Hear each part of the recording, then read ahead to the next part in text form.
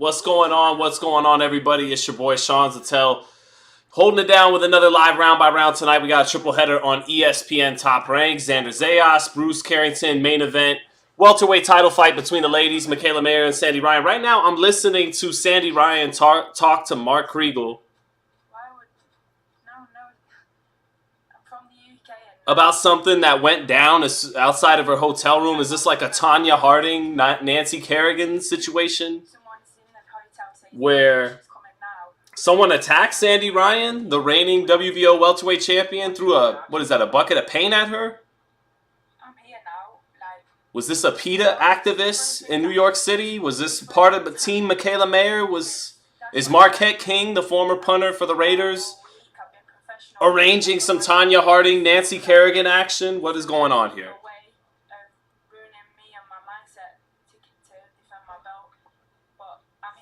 Anyways, it's a bad blood fight. They fighting over head trainer Kay Karoma.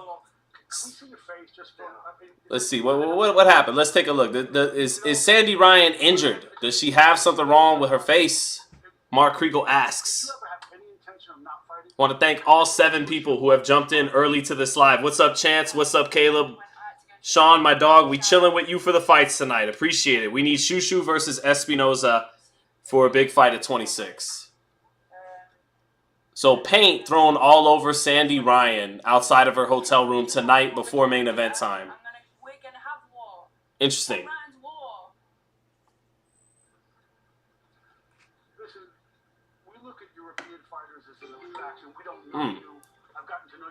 What's up? IMTJ3 says to tell the man. I appreciate that, man. Who's the more technical fighter, Sandy or Mikaela Mayer? All right, well, I've heard enough of I don't want to get any copyright with audio. So off the interview goes, who's the more technical fighter? Well, to get to the meat and potatoes of tonight's main event, I think that Sandy Ryan is younger, the more natural welterweight. If not younger, I haven't even checked the box rec offhand to know, but I think she is younger. I think she's 29 and Mikaela's into her 30s, but fresher, less professional fights. Mikaela's been in some wars, whether the Natasha Jonas was a tough fight, Iwa Brodnicka, and then, of course, the Maiva Hamadouche fight. That was a war. So, she's a little older. She's a blown-up lightweight, fighting at 147. Mikaela has put on weight well, but still is a little blown up at the weight, whereas Sandy Ryan's very cut and lean. She's the more natural welterweight. So Sandy Ryan's the more natural welterweight. She's younger. I think she's a little sharper punch for punch these days. But Mikaela Mayer is a dog. And Mikaela Mayer has a great chin, great conditioning, and is probably a better combination puncher than Sandy Ryan. But Sandy Ryan, punch for punch, a little sharper these days. Probably hits a little bit harder, is the natural welterweight, is, a little younger and fresher. So, I understand why the odds makers have Sandy Ryan the slightest of favorites tonight. But Mikaela Mayer seems to be fighting with an extra chip on her shoulder with this whole Kay Adams thing or Kay Karoma thing going on. And Mikaela Mayer, you're not going to outdog her and outcondition her. And that is kind of Sandy Ryan's style, Again, I think she's a little sharper these days than Mikaela Mayer. Balance is a little bit better. Sometimes Mikaela will fall forward with her head forward. As Sandy Ryan, I've been liking her balance like when she beat Jessica McCaskill. But ultimately, Sandy Ryan is not really a back foot fighter. She wants to fight in the pocket, be sharp to the body and to the head. And Mikaela Mayer has great conditioning, great punch resistance, and great grit. Even Alicia Baumgartner, who they hate each other, did say she has heart and grit. So I think Mikaela Mayer could definitely win this fight. It's a pretty 50-50 main event. And, you got two hot prospects at featherweight and junior middleweight in Xander Zayas and Shu Shu Carrington. And the women are headlining. So that's a little rare in that sense. Let me hear what Mark Kriegel's saying to Mikaela for a second here. What's your reaction? Yeah, I was upstairs, heard that someone from the street threw paint on her. Obviously that's crossing the line. That's messed up. So, Mikaela, did you have something to do with this? Is this some Tanya Harding arrangement? I obviously had nothing to do with it. She said she has nothing to do with it. Do we believe Mikaela, chat? So, she wants to think that. I don't know, but gotta let it go. We gotta fight. I don't know, chat. Do we believe it? Was it arranged by Team Mayer? Emotional week with the trainers and the rest of it. I can't read Mikaela. I don't know. I mean, I'm the way I always. What's up, Carlos Gomez? What's up, Get Off, JT? What's going on? Wet Casement says Sandy is 31. I appreciate that, Wet Casement. I didn't, I go off top a lot these days. It's not exactly a good thing. When that bell rings, it's about boxing. Yeah, Mikaela's 34, Sandy Ryan's 31. So she's a little younger. She's not 29, like I said. I appreciate that, Wet Casements. Got fewer fights. I think she's a little sharper puncher when watching the tape right now. But yeah, Mikaela Mayer's got those. Something got the conditioning, got the heart, the experience, the grit. Perctivated says, shout out, Sean, what's going on? Wet Casement says, I'm not sure I believe her. I'm not either. And I like Mikaela. Definitely like Mikaela, have enjoyed covering her since she became pro. I was at her pro debut when she turned professional on the undercard of Vasil Lomachenko versus Miguel Mariaga, downtown LA at the Nokia Center, right by what was Staples Center. I was there when she turned professional, coming out of the Olympics with the bronze medal. So I like her, but I don't know if I believe her. Carlos Gomez says, I don't know, I'm starting to think that she's a soy girl. Who's that? Mikaela? So you think Sandy Ryan's going to... You know what? Let's get a poll started. And here comes Bruce Shu Shu Carrington, Brooklyn's finest. All right. Who wins tonight's main event? The Scouser, Ryan. The American Girl. Tom Petty voice. All right. There we go. Who wins? All right, my man Bruce Shu Shu Carrington representing New York City coming to the ring right now. Wearing Forever Ike. That's got to be in tribute to somebody. But we will see if Bruce Carrington's Brooklyn style will speak for itself. Some cameraman has a cool Mighty Ducks jersey in the front. And Carrington wearing what looks like, it's an orange, not robe, but towel. Kind of Mike Tyson style towel in orange. Got the brown and orange gloves and trunks tonight. Representing Brownsville, Brooklyn, New York City. And Coach K. Karoma was pissed off in the locker room earlier. He's in the corner of Bruce Carrington right now, but he was very pissed off in the dressing room after, getting news that the Sandy Ryan attack happened, but we'll see what goes on. Chris Gray says, hey, Sean, how's it hanging tonight? Going good? Everything going good, man. Thanks for joining me. Chance says Shu Shu got a sneaky left hook. Well, Shu Shu has, really been nasty in the exchanges. He's been great in the pocket, punching in between the other guy's punches, counter-punching, basically, with bad intentions. Long arms, fast hands, good power. That's been getting better as his career goes along. And I think Bruce has been fighting, knockout-minded with entertainment in mind because he has the hand speed and the length at featherweight to box more, feint more, and, turn his man and do all those kinds of things. But he's been fighting in the pocket since he became a professional, so that is his temperament. That is what he likes to do. I don't think he's just fighting in that style because he wants to please fans. I think that's what he naturally likes to do. But he has the ability, the tools to box on the outside more, keep it in the center of the ring, and turn his man.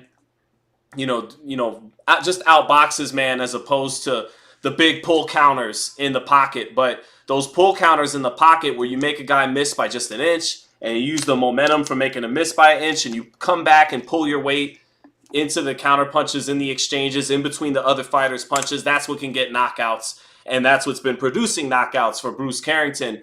So, we'll see if we get that tonight against Suleiman Sagawa. But, forgive me, I'm thirsty, chat. But going forward against the best of the best, he's probably going to need to put it all together where he does feint, he does use his length on the outside and box, and then picks the spots to pull counter and let go of heavy artillery with both hands. He's got a good pull right hand. He's got a good left hook, like Chance mentioned in the chat. He can throw uppercuts. He has a good assortment of punches. And again, the thing that's jumped off the screen from him in his last couple of fights has been the pull counters in the pocket. And very good hand speed while doing so. So let's see what we get tonight. Someone tossed red paint on Sandy on her way to MSG. I saw AV Julian. Was this a Nancy Kerrigan, Tanya Harding situation? Did Team Mayer have anything to do with this? Or was this a pissed off PETA activist in one of the 5 boroughs in New York City? We don't know. But we have ESPN and Mark Kriegel on the case. We shall find out. But not probably by main event time. All right, so round 1 set to start. Bruce Shu Shu Carrington against Suleiman Sagawa, who earned this opportunity by upsetting Ruben Villa on that Raymond Murataya Tevin Farmer undercard. So Suleiman Sagawa from Uganda, got long arms like Bruce Carrington, kind of punches harder than his 6 knockouts and 17 wins would indicate. Looked like his power was pretty decent against Ruben Villa. So let's see what we got. Round 1, and Carrington off the back foot just a little bit. Nice jab to the body. Sagawa shooting something up top. Carrington defensively responsible. Good body shot by Sagawa, and back comes Shu Shu with a straight right hand. And Shu Shu keeping this fight in the center of the ring to start. Straight right hand lands for Carrington, and that already got a reaction out of Sagawa's legs. And that was a beautifully placed straight right hand by Shu Shu in the center. Another 2 right hands by Shu Shu, pulling, doing those pull counters like we talked about, kind of inviting the exchange by Sagawa, only to pull, make a miss, and come back with the right hand 2 or 3 times there by Shu Shu. That time he swept it. Now a good jab by Sagawa, and Sagawa getting to the body. Carrington, if he's going to be setting up these pull counters in the center of the ring, he is there to be touched because he's not trying to use those feet to get too far out of range to where he can't do the pull counter in the center of the ring. So, good straight left hand by Sagawa, and that gets a little grin by Carrington in the center of the ring. Carrington planting his feet, not up on his toes in the center of the ring, trying to set up something heavy on Sagawa. Sagawa with a double jab, sweeps a left hand. Sagawa is a southpaw. Sagawa shooting a left uppercut from too far out. Sagawa just letting his hands go in the center of the ring. And again, Carrington looking to set up something off of Sagawa's offense. Now Carrington pushes off after they get in close range. Let's go over 2-piece in close. Good little move, shoving off and coming with 2 punches there by Carrington. Carrington with the lead hand low, picks it up now, inviting Sagawa in, looking to counterpunch with something. Minute left in the first round. Carrington with the high guard, moving his upper body, catching shots well, keeping his eyes open. Now he drops the lead hand again, taking little half steps forward, almost gets countered by a right hook coming in, trying to shoot his jab from his hip, coming forward with his hands down, almost got checked with the hook there. Now they scrabble a little bit in the pocket, in the clinch. So Sagawa, 30 seconds left in this round. Not a big round for either fighter, but a couple of right hands earlier in the round have Carrington probably winning this round with 25 seconds left. Fight mostly in the center of the ring to start. Lots of tussling on the inside. Lots of wrestling from Carrington and from Sagawa. Sagawa holding his own against Carrington, who looked like, he had a tough time making weight coming into this fight. Becoming a big featherweight. 10 seconds left. Carrington, lead hand down, eats a sweeping left hand on the top of the head. Again, Carrington getting touched a little bit, dropping that hand, coming forward with the hand down, trying to invite something from Sagawa so he can pull and punch in between his punches. That's what he's been looking to do, and that's what he looked to do in round 1. So, Danny says, I have a feeling Delphine Persoon wins. I don't know. We'll see. Delphine Persoon has seen better days. She's older. I think styles make fights always, right? And I think a couple years ago, Persoon might have had the perfect style to upset Alicia Baumgartner, because Baumgartner likes to fight at her pace. She doesn't like to fight at a super fast pace. She sets good traps. And then, coming off the PEDs, that might have been an opportune time for Delphine Persoon if she was a couple years younger. I think that Persoon being a little long in the tooth, a little bit older at what was Delphine Persoon, 39. So, I favor Baumgartner to win that fight, but we will be keeping an eye on the results over there. What's up, Chris Gray? Chris Gray saying, eating some banging tortellini with cheesy garlic bread while listening to the GOAT Italian boxing commentator. Thank you, Chris Gray. I appreciate that, brother. So yeah, Shu Shu keeping that lead hand low early in this fight and not always doing it off the bat. Switching between lead hand low, picking it up. A nice pivot off in the center of the ring to his left, shoots a right hand. Sagawa lead hand low too. Carrington staying in front, trying to bait Sagawa, dropping both hands, leaving that chin a little exposed on the front foot. And Carrington is getting touched coming forward a little bit with his hands down. Not with anything, too eye-catching, but in attempting to, open Sagawa up, he is letting Sagawa get off first and touching him a little bit as he comes forward. So in that first minute, Sagawa not super accurate. Good combination by Sagawa. Punching in combination. He hits Bruce Carrington with a straight left hand. Follows it up with a right hook. Another combination by Sagawa. Backs Carrington up. Carrington smiling a little bit, but I think, a little frustrated at getting touched up early right now against Suleiman Sagawa. And again, like I said before the fight, Carrington not using his length, not using his jab, just looking to set up pull counters in the center of the ring.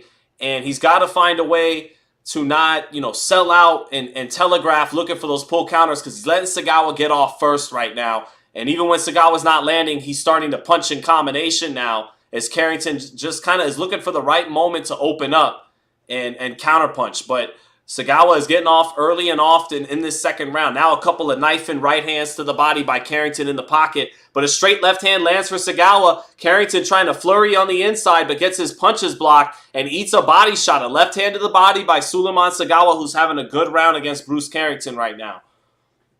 Carrington getting pushed back to the ropes just a little bit. Now he's back closer to the center of the ring. But Sagawa continuing to get off first.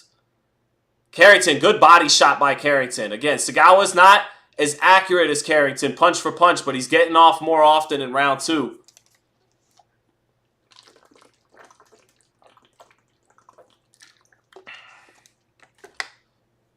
Carrington picking the hands up, coming forward, shoots a straight right hand, gets it blocked a little bit, follows it up with a left hook. Sagawa pulls his weight away to get away from that in the center of the ring. Sagawa picks his hands up, shoots that jab. Good jab by Sagawa. Gets countered by a straight right hand, though, standing straight up in close is Sagawa. Carrington bending his knees better and came up with a straight right hand in close. So Carrington still is, landing some of the cleanest punches. Right now, beautiful defense by Carrington, starting to get his coordination well in the pocket. Made a miss with the upper body movement, shot a straight right hand off that upper body movement in the center of the ring. So Carrington eating a straight left hand, coming forward, twists his jaw around a little bit. But Carrington's upper body movement starting to gain a little momentum and steam and rhythm down the stretch of round two. I thought Sagawa won that round, though. So 1 round apiece. So, Sean, thoughts on your Knicks almost getting a deal done for Karl Anthony Towns? Is that true? Is that really true? Let me look this up. Is this on ESPN, Chris Gray? Where's this story at? Oh my God! Let's go! Let's go! Who are the Knicks? Dante DiVincenzo. That hurts. DiVincenzo hurts, but you gotta trade something to get. DiVincenzo hurts. If it was just Julius Randle and a bunch of picks, it's a fucking home run. But Karl Anthony Towns, this has been in the works. I feel like for a minute. Towns getting maybe traded to the Knicks. But DiVincenzo, that one hurts, chat. Losing DiVincenzo hurts. Not Randall. Randall for Towns is like, you're trading one power forward for a better power forward. But this is pretty nice. So now the Knicks would probably, send Mitchell Robinson to the bench and let Karl Anthony Towns start at center. And then you can always have a 7-footer on the court. But, wow, that's pretty dope. Not going to lie. Pretty dope. Pretty happy about it. Where's my Knicks jersey at? Let's go. There it is. Long-time Knicks fans. Got my old school Stoudemire jersey still in the closet. So, but all right, Shu Shu Carrington. Let's go. New York has got some momentum now. Carrington. Watch Carrington have a good third round now.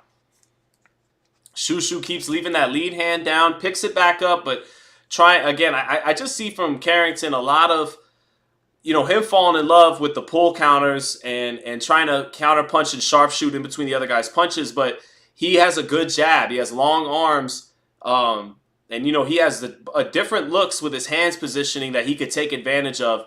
And I think he's waiting a little bit too much on Sagawa.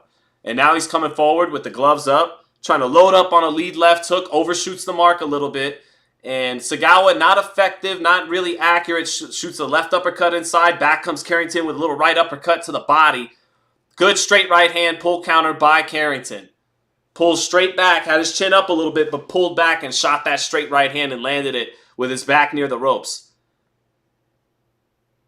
Straight right hand by Carrington, but Sagawa loops a left hand and hits him back. Carrington's back near the ropes, but beginning to, like he did at the end of round 2, get his upper body, coordination on point, where he's taking good angles off the head movement and trying to punch off the angle with the upper body movement. Carrington, good left hook to the body in close, letting his hands go in close, trying to just give half of his body at times in the pocket. Now he picks his gloves back up. Nice catch and shoot left hook in close by Carrington. That was beautiful. That time, with a little over a minute left in the third, in the center of the ring, kind of just picking those gloves up like Canelo, catch, and came with the left hook. And now some good body work by Shu Shu Carrington to follow up that lead left hook. Menacing look on the eyes of Carrington now, whose defense has tightened up the last, this last 2 minutes of the round, and at the end of the second round, defense tightening up. Sagawa not able to get off as much now. Carrington got menacing look, back near the ropes, pivots off to his left, trying to plant his feet and walk Sagawa into something right now. Eats a jab, but pulls straight back and tries to pull that straight right hand again by Carrington. Carrington back near the ropes again, switching movement to the left, to the right, trying to walk Sagawa into something. Maybe a left hook here. And another straight right hand. Turns Sagawa in the clinch. Turns his back onto the ropes. Bull rushes him into the ropes. Carrington trying to take control of this fight. He had a decent round. Good second half of this round. He found some answers there offensively. But chat, you guys see what I'm saying? For those of you watching along at home, you guys see how Bruce is really, wants those pull counters and almost is forcing them to a degree. And another guy that does that, coincidentally from Brooklyn, is Teofimo Lopez. And these are guys that they love to sharpshoot in between the other guy's punches. They want to get off with flashy counters, and pull counter. They want to pull, the upper body and punch off the pull counter. And, to counter is to let the other fighter lead first.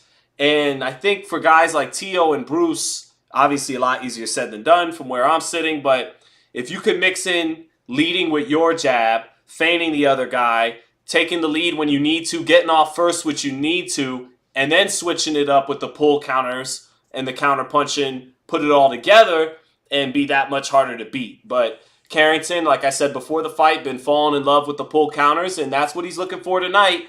And, I think he'll eventually get what he's looking for against Sagawa. But you do got to wonder if he used his jab to get off first a little bit more, used his feet just a little bit more to set things up off that jab, and then, force Sagawa. When you pelt a guy with the jab, if he's trying to win the fight and not trying to survive, that'll make him start to take more chances as opposed to you just letting him get off first and you try to not sell out, but just telegraph and wait for the pull counter. Is if you pelt him with the jab, feint him, move off on him, and then it invites him in, and then the pull counters can come naturally, as opposed to trying to kind of force him. But Carrington right now got Sagawa coming forward, measuring with his lead hand, little straight right hand to the body by Carrington, pivots out to his left. Sagawa falls short with a 1-2.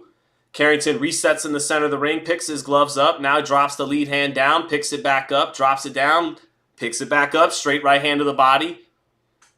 Pivots off to his left, makes Sagawa miss that straight left hand.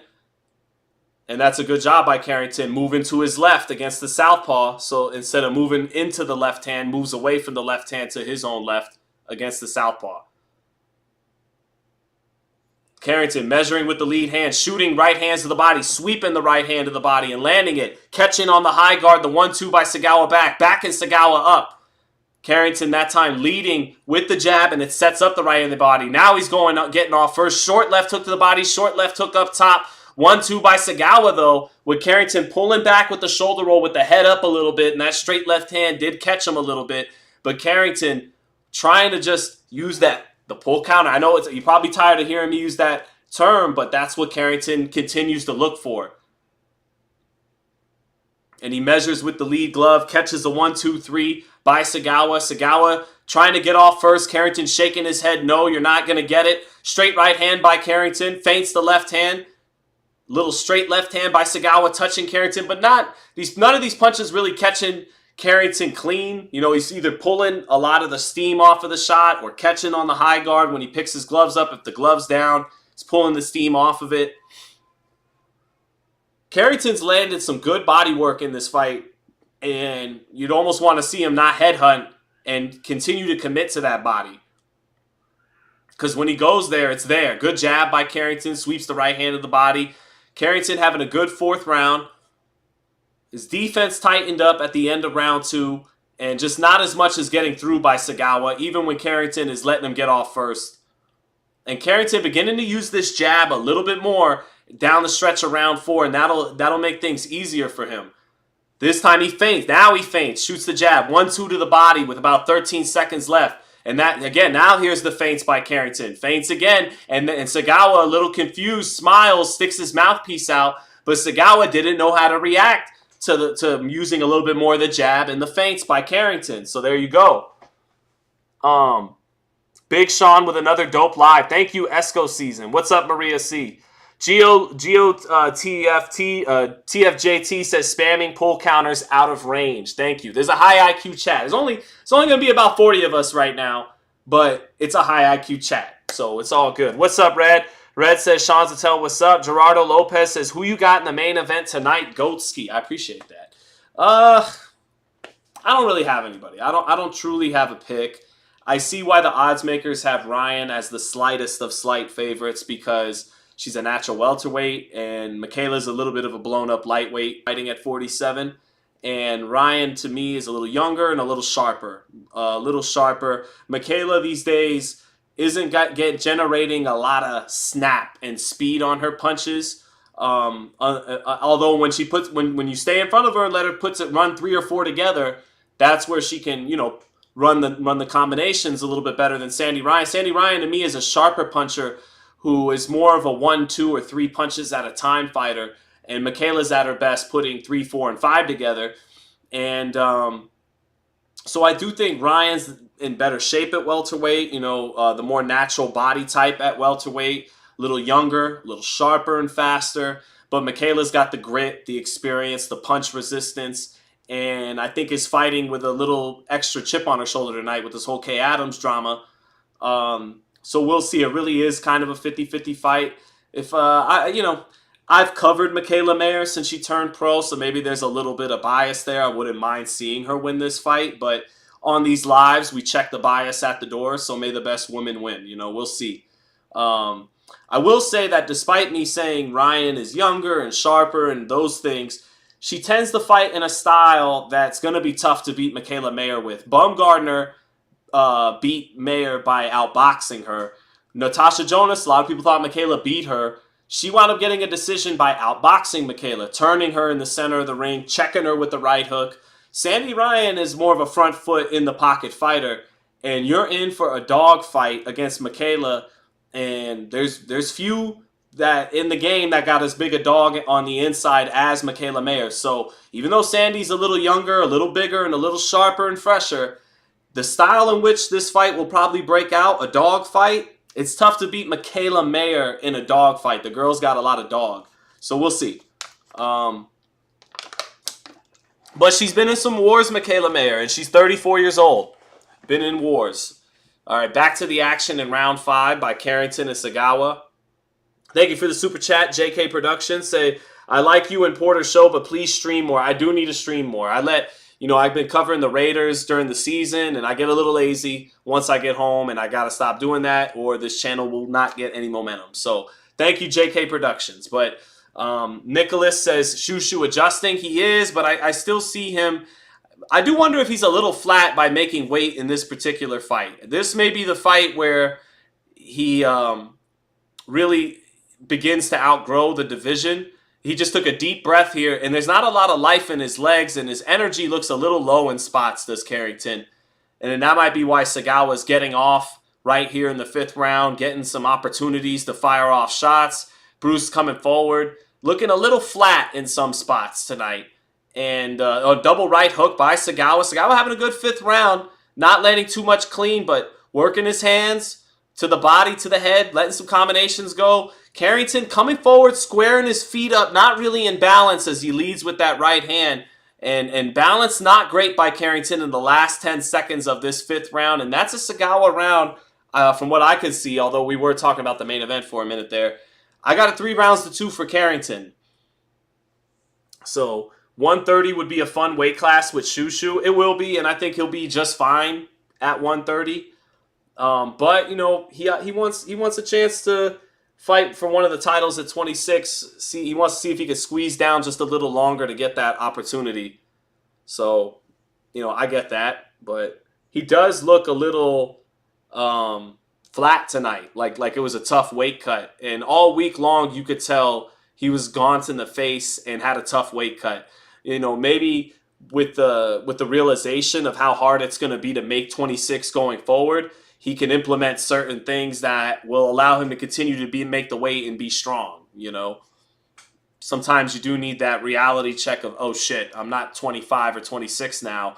Getting down to 26 is tough. That means I got to stop eating this 6 weeks out from fight instead of 4 weeks out. You know, maybe that kind of adjustment could be made if, in fact, we're just speculating that he's a little flat tonight from a tough weight cut. But Sagawa is actually outlanding Carrington, 51-47 right now. I have it 3 rounds to 2 for Carrington, but it's actually 3 rounds to 2 for Sagawa if you're going by punches landed in each round. So let's see. So yeah, what's up, Giovanni Quintero? Okay, we're getting better. We're getting closer to 50 people now. That's nice. But Carrington taking little half steps to the back. And again, when I look at Carrington's length and hand speed and coordination, it makes you want him to put it all together. You know, pivot off with the jab to the body, to the head, work levels with the jab, poke and prod away. But here he is in the center of the ring, telegraphing right here with a minute into the 6th round. He got in that shoulder roll in the center of the ring and basically begged Sagawa. That's telegraphing too much to try to pull counter something. And, you know, a veteran like Sagawa is not just going to bite on that bait that easily. So in order to make him take those chances, pelt him with the jab on the outside, you know, poke and prod and set up the heavy stuff in between his punches. But if you're kind of just telegraphing it from too far out of range, like some people in the chat were mentioning it, you know, a veteran like Sagawa is not just going to bite on that bait that easily. And we're halfway through the 6th round. And a competitive round. Carrington not able to get off. He's waiting, letting Sagawa get off first. Good jab by Sagawa. And he throws a 3-punch combination behind the jab. Got the jab in clean on Carrington, leaving that head up in the shoulder roll. Carrington getting touched up from Sagawa right now in the 6th round. So Sagawa with a little bit of momentum.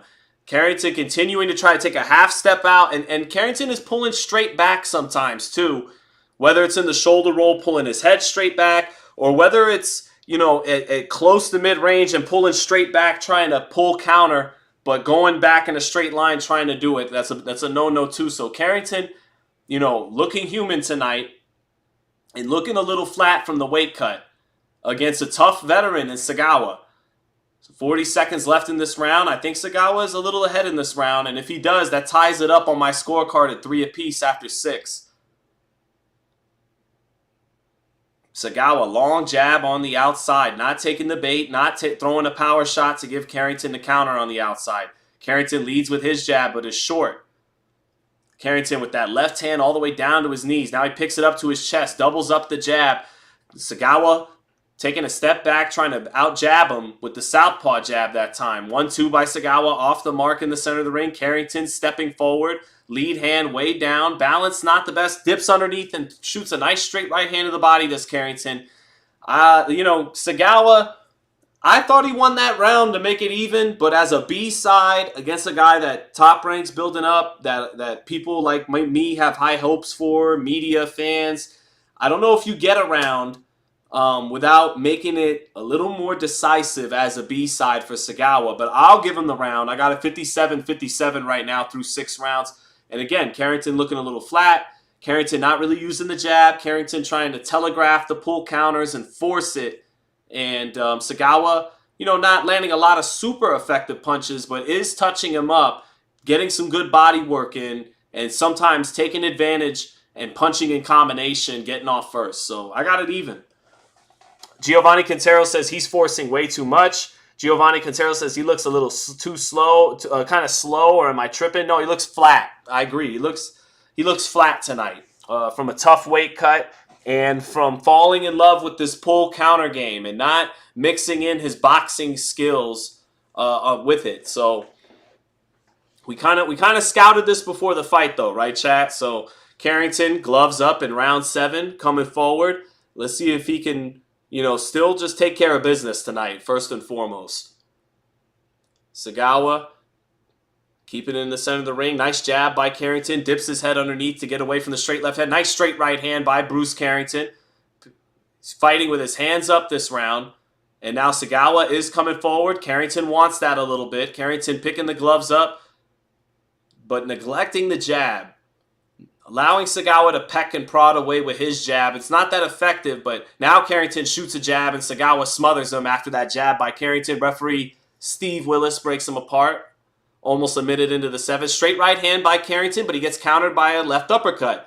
So he lands that little straight right hand. They trade jabs. Sagawa finishes the exchange with a double right hook to the body and to the head. And a 1-2 by Sagawa in the center of the ring, trying to split the high guard. Shu Shu shoots 2 right uppercuts and a 1-2. Sagawa pulls away to make him fall short. Sagawa getting off his hands to the body on the inside after Carrington misses a straight lead right hand.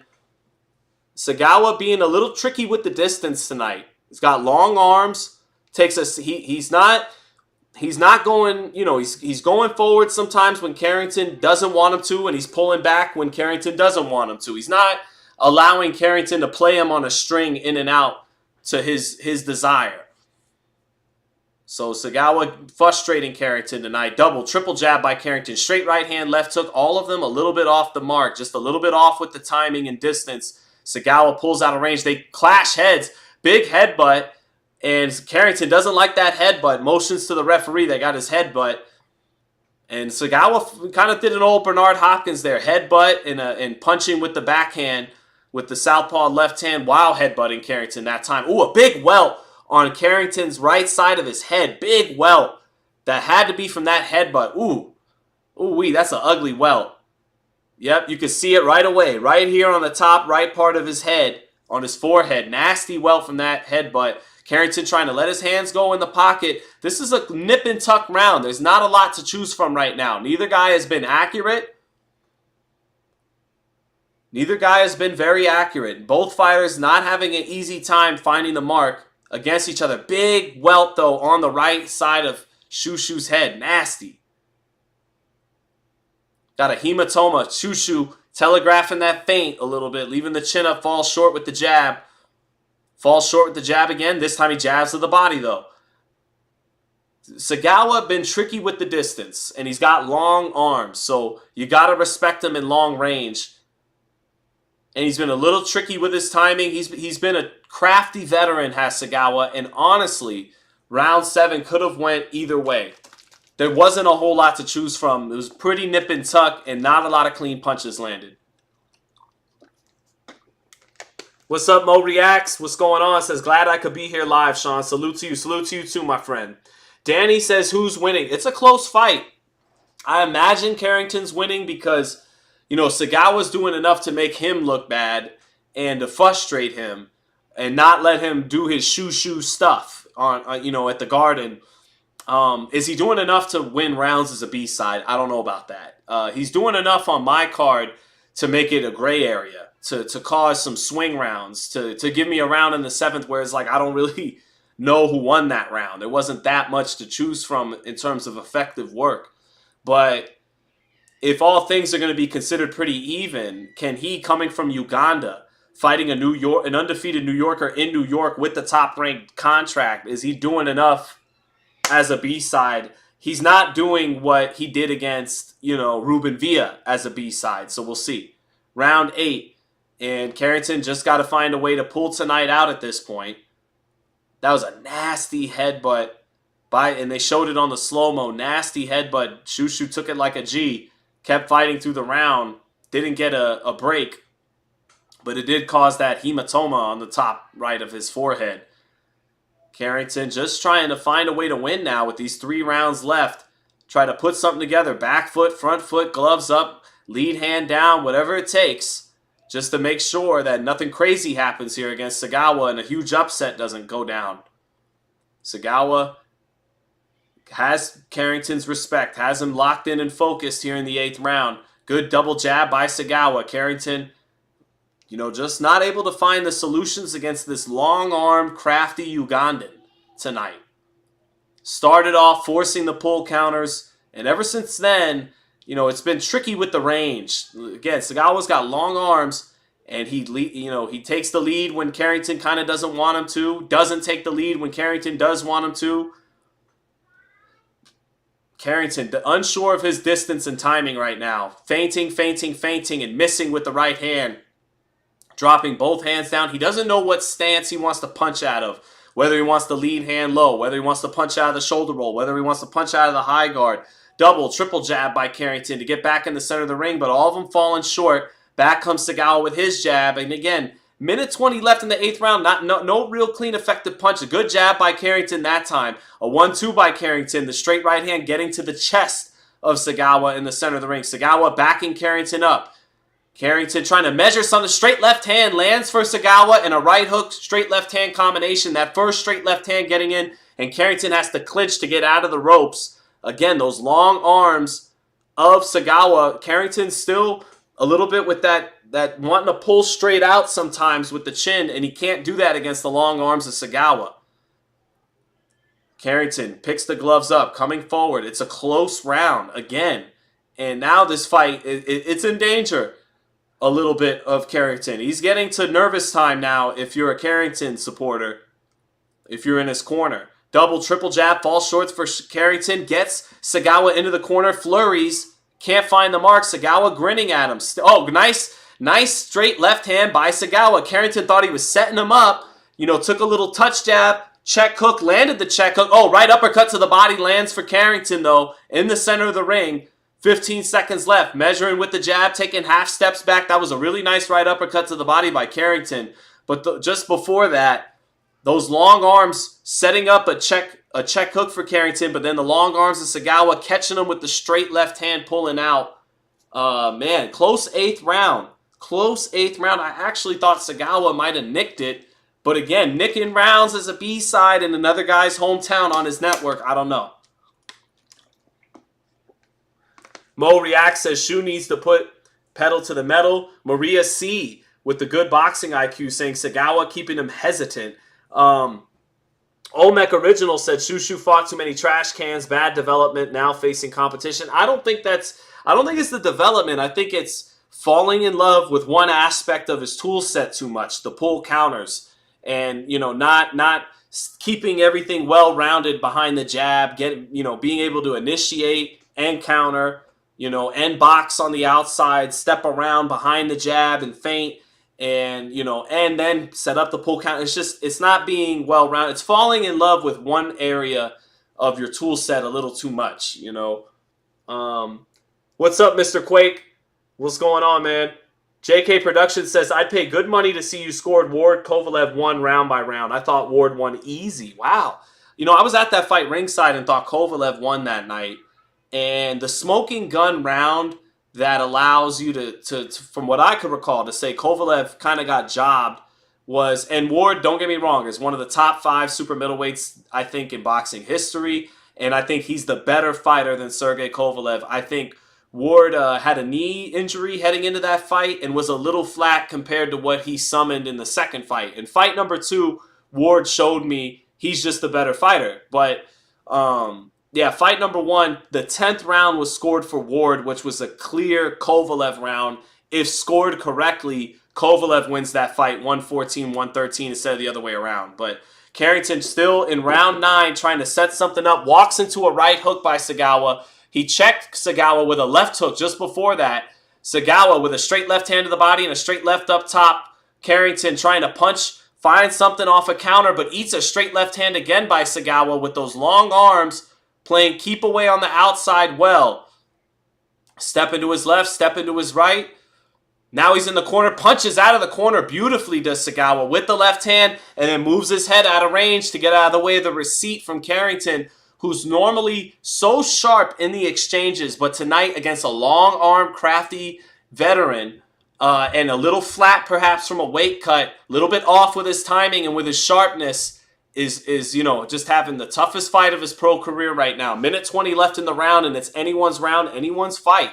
ESPN has the fight even.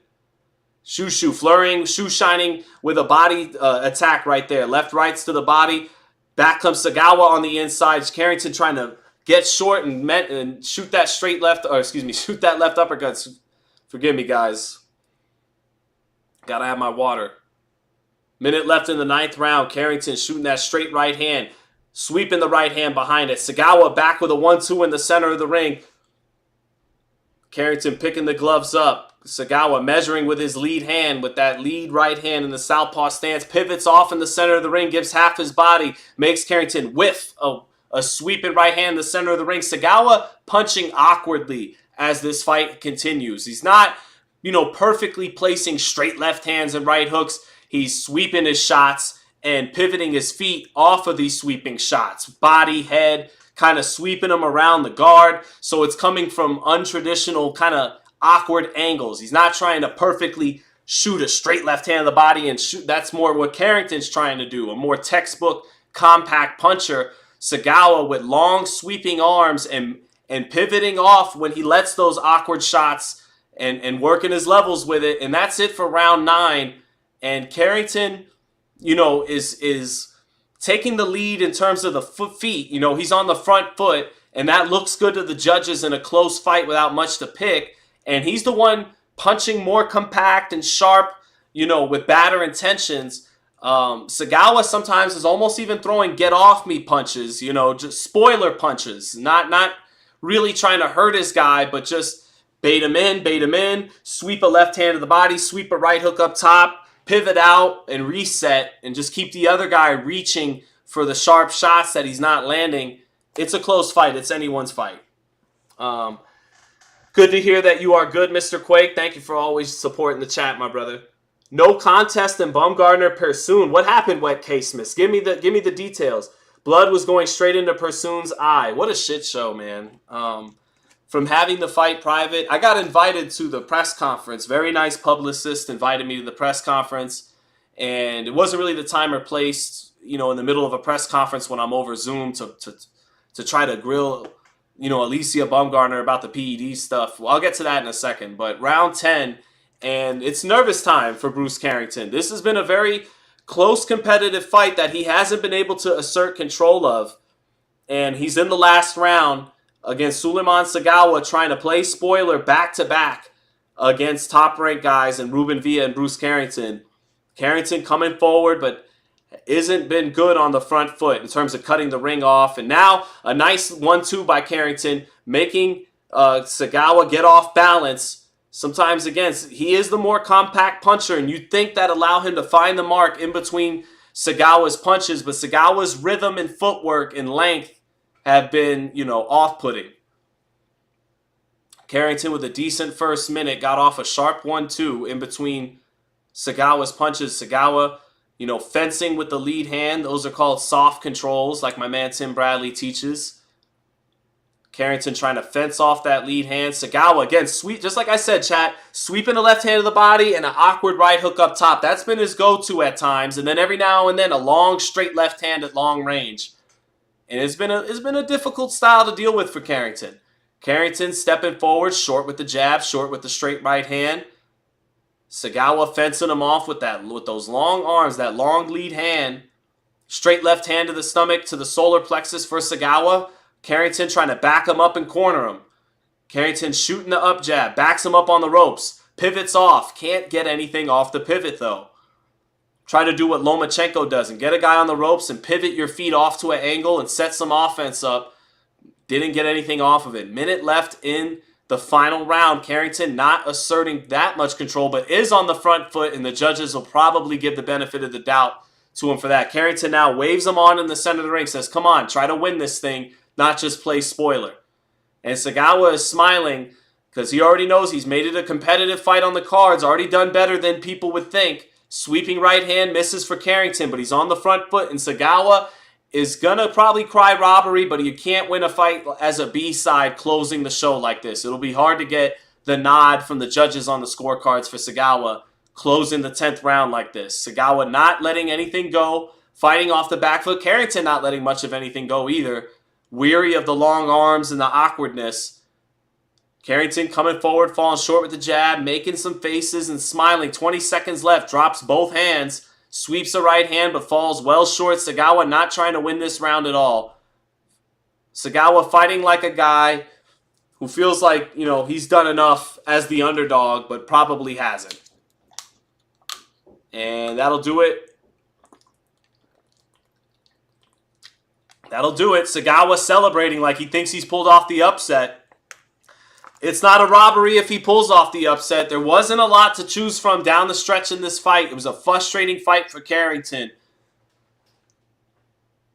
Long arms, awkward, crafty veteran from Uganda, coming off a big upset, and down the stretch, you know, trying to do enough, just enough to win as a B-side and not really going all out to separate himself as the B-side like he did Ruben Villa.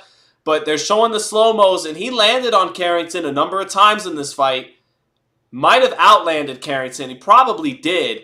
There wasn't a lot of oomph on his landed punches. Carrington was throwing with batter intentions, is the more traditional, compact, you know, technically sound puncher between the two, but Sagawa's length and awkwardness and you know, sense of distance and range, you know, gave Carrington some issues. Carrington maybe could have went to the body more, could have used the jab more for sure, and I think had a tough weight cut. I think it left him a little bit flat in the legs. It made his timing a little bit off, made him not quite as sharp and responsive as he'd normally be.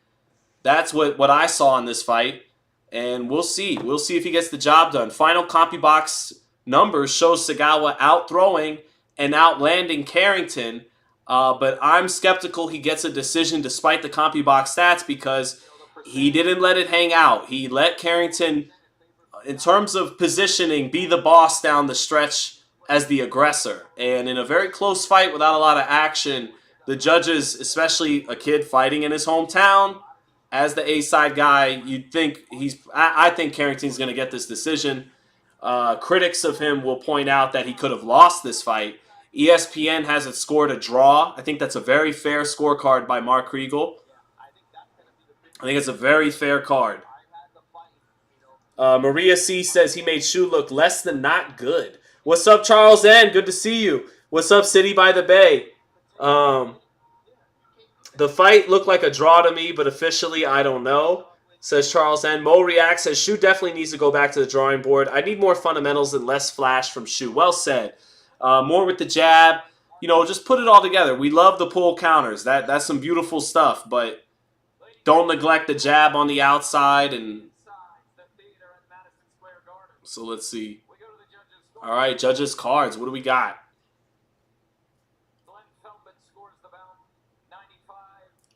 95-95.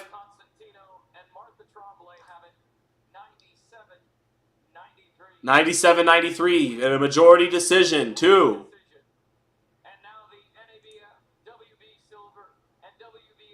Brooklyn's nervous. Carrington gets the win. Yeah, Sagawa, look, brother, you did good. Maybe you deserved a draw. But you have to understand the situation that you're in. You're in New York City. Carrington's from New York. He's an exciting young prospect. He's got the top-ranked contract. And in a close fight, he's going to get the benefit of the doubt in all likelihood, and he did. And he did. I feel like we broke down this fight pretty damn good. All right, we only got about 58 people in here, and I love all 58 of you for joining. But I feel like the analysis was pretty spot on, chat, as it tends to be, you know. So, there we go. On to Xander Zayas. So what's Bruce saying? Let me see if Bruce talks about the weight cut. I gotta hear about this. I gotta see if he mentions the weight cut. Maria C says Shu Shu will be better next time out. I would think so. I would think so. We think you are. What do you owe Sagawa for your education? Man, I owe him a lot. This is just gonna, get me to the next level. What did you learn tonight? Man, I just learned to deal with the off tempo. I got a little couple things I gotta work on back in the gym, but Carrington says he's got to work on some things. More dominant performances, but as long as we get the W at the end of the day, we still good. Congratulations, kid. Thank you. Yeah. Shu Shu Carrington improves to 13-0. What's up, Tyrone Nixon? Olmec Original says Shu Shu is overrated. Not ready to say that. I think, it's most times than not, in the ascension of a young fighter, you have a reality check moment. You have a moment where the knockouts stop and a crafty veteran makes you look human or makes you look bad, or you have a tough weight cut in conjunction with that. Someone's going to bring you back down to reality just a little bit. Even Floyd against guys like Gregorio Vargas and Emmanuel Augustus, they were able to touch him and bring him back down to earth a little bit in spots. Crawford against Ray Beltran, won almost every round, but was a little timid in that fight by his standards. And, he wasn't a prospect at that moment. He was a champion. But I wouldn't be surprised if Crawford at some untelevised fight before he got to HBO in the Breeders' Prescott fight had a fight where, he looked human or a little ordinary. It's not uncommon. But I could see this coming. We were talking about it before the fight started, that Carrington has been falling in love too much with the pull counters. And I really think that's the main thing. I think, for a fighter like him, it probably gets a little frustrating hearing a media guy like me say that, because it's like, okay, you tell people like Shakur Stevenson he's too boring, and then you get a guy like me trying to find openings in the exchanges and secure a knockout, secure some big shots, some head-snapping shots that could lead to what people want to see. And now you're telling me I need to box more. But the reality of the situation is, to be a great fighter, you have to be well-rounded. You have to be able to do it all. We were talking, someone mentioned wanting me to score Ward Kovalev 1. Ward, in the rematch, did it all.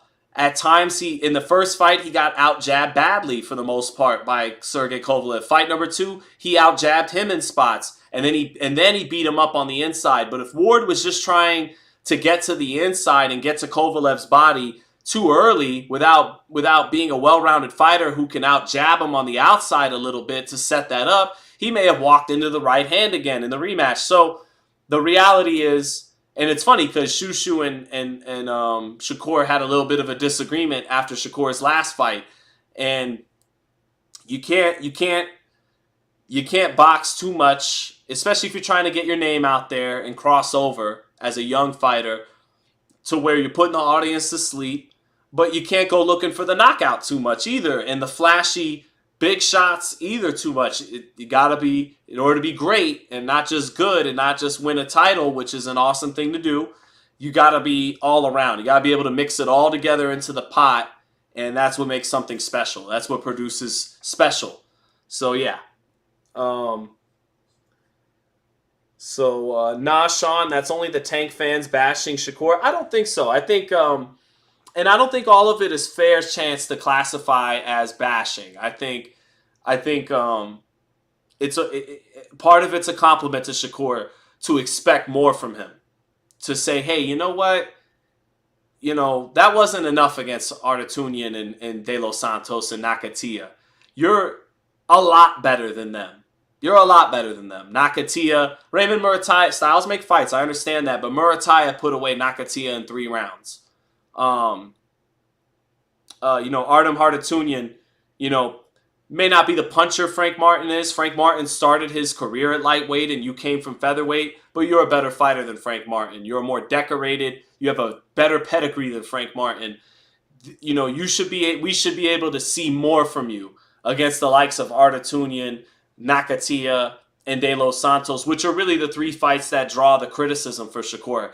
All his other performances, no one's really critical of. Jamel Herring, Yoshino, Oscar Valdez, Joet Gonzalez.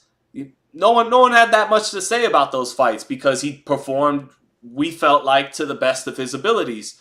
It just feels like he's been leaving food on the table in these fights, you know? And, you know, I don't think all of it is fair to qualify as bashing. And I think some of it's actually a compliment to Shakur. It's people expect more of you because they think you're capable of more. So yeah. And then you can't always use the Floyd Mayweather defense in court and go, you just don't understand boxing every time. No, I think there's a lot of people who definitely understand the sweet science and still aren't pleased when Stevenson has a fight like he does against De Los Santos, you know? So, yeah, that's how I feel.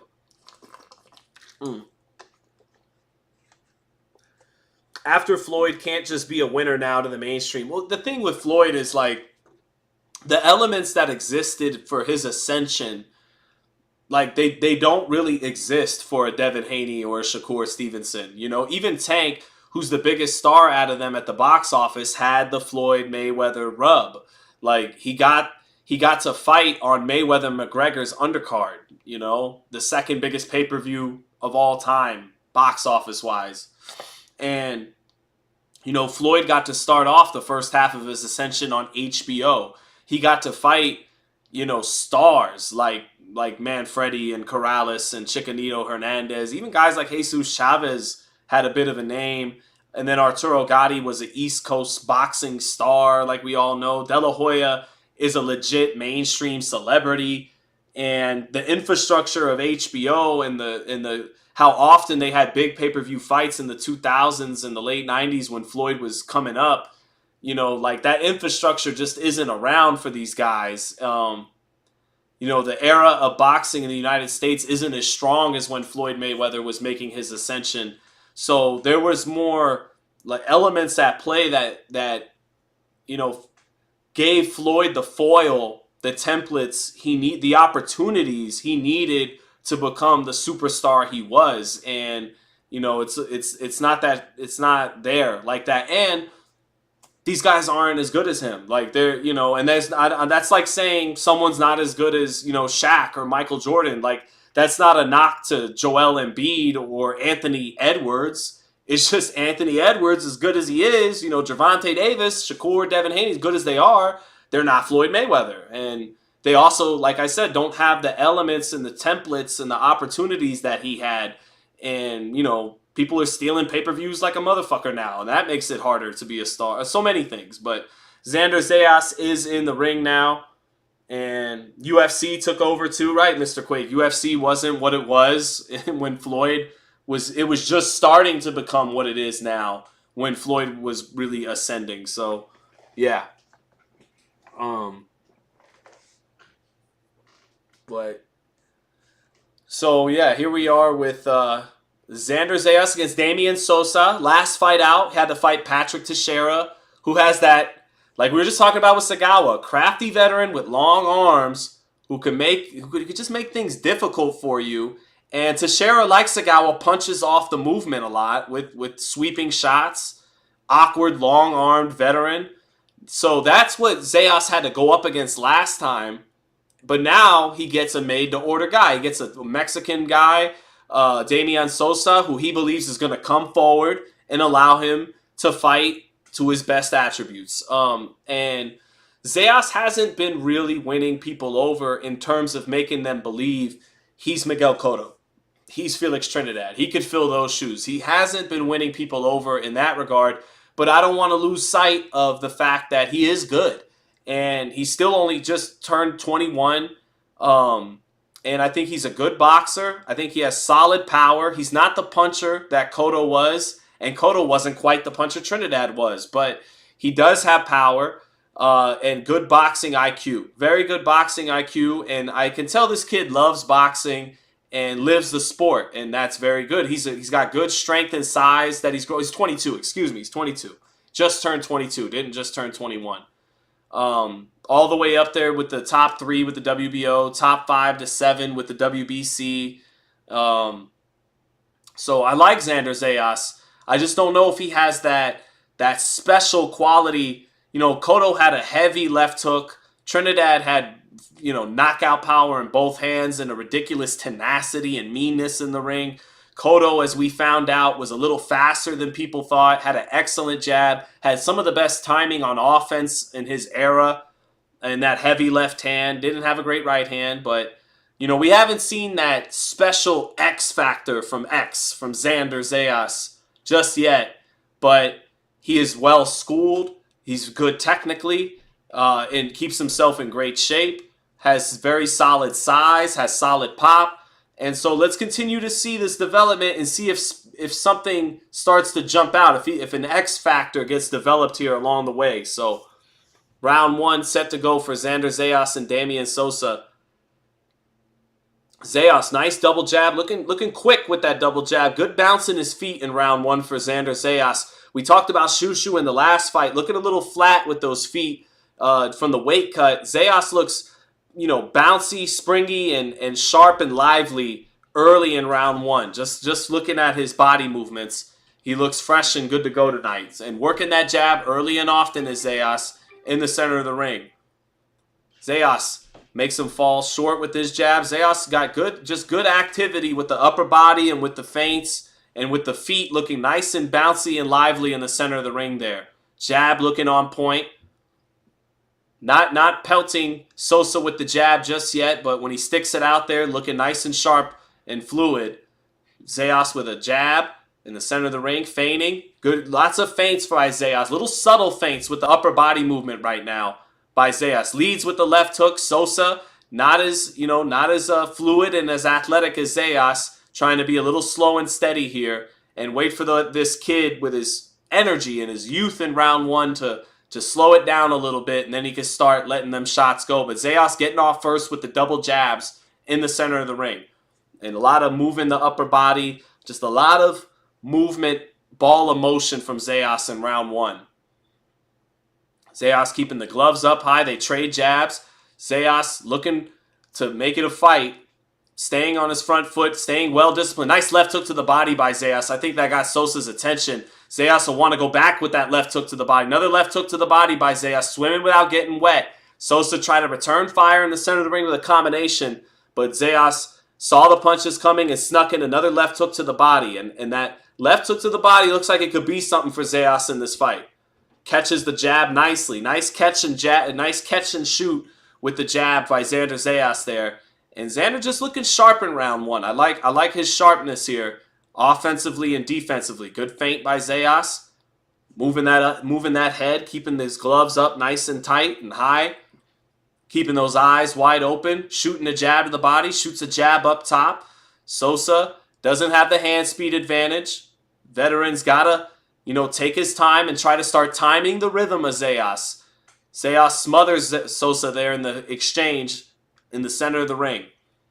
And if Zayas got to keep busy with that jab, 25 seconds left in the opening round. Zayas not getting a lot of shots, but working the jab and touching with that left hook to the body a couple of times this round for a solid first round. Gets his head off the line, gets underneath the double jab by Sosa, resets in the center of the ring.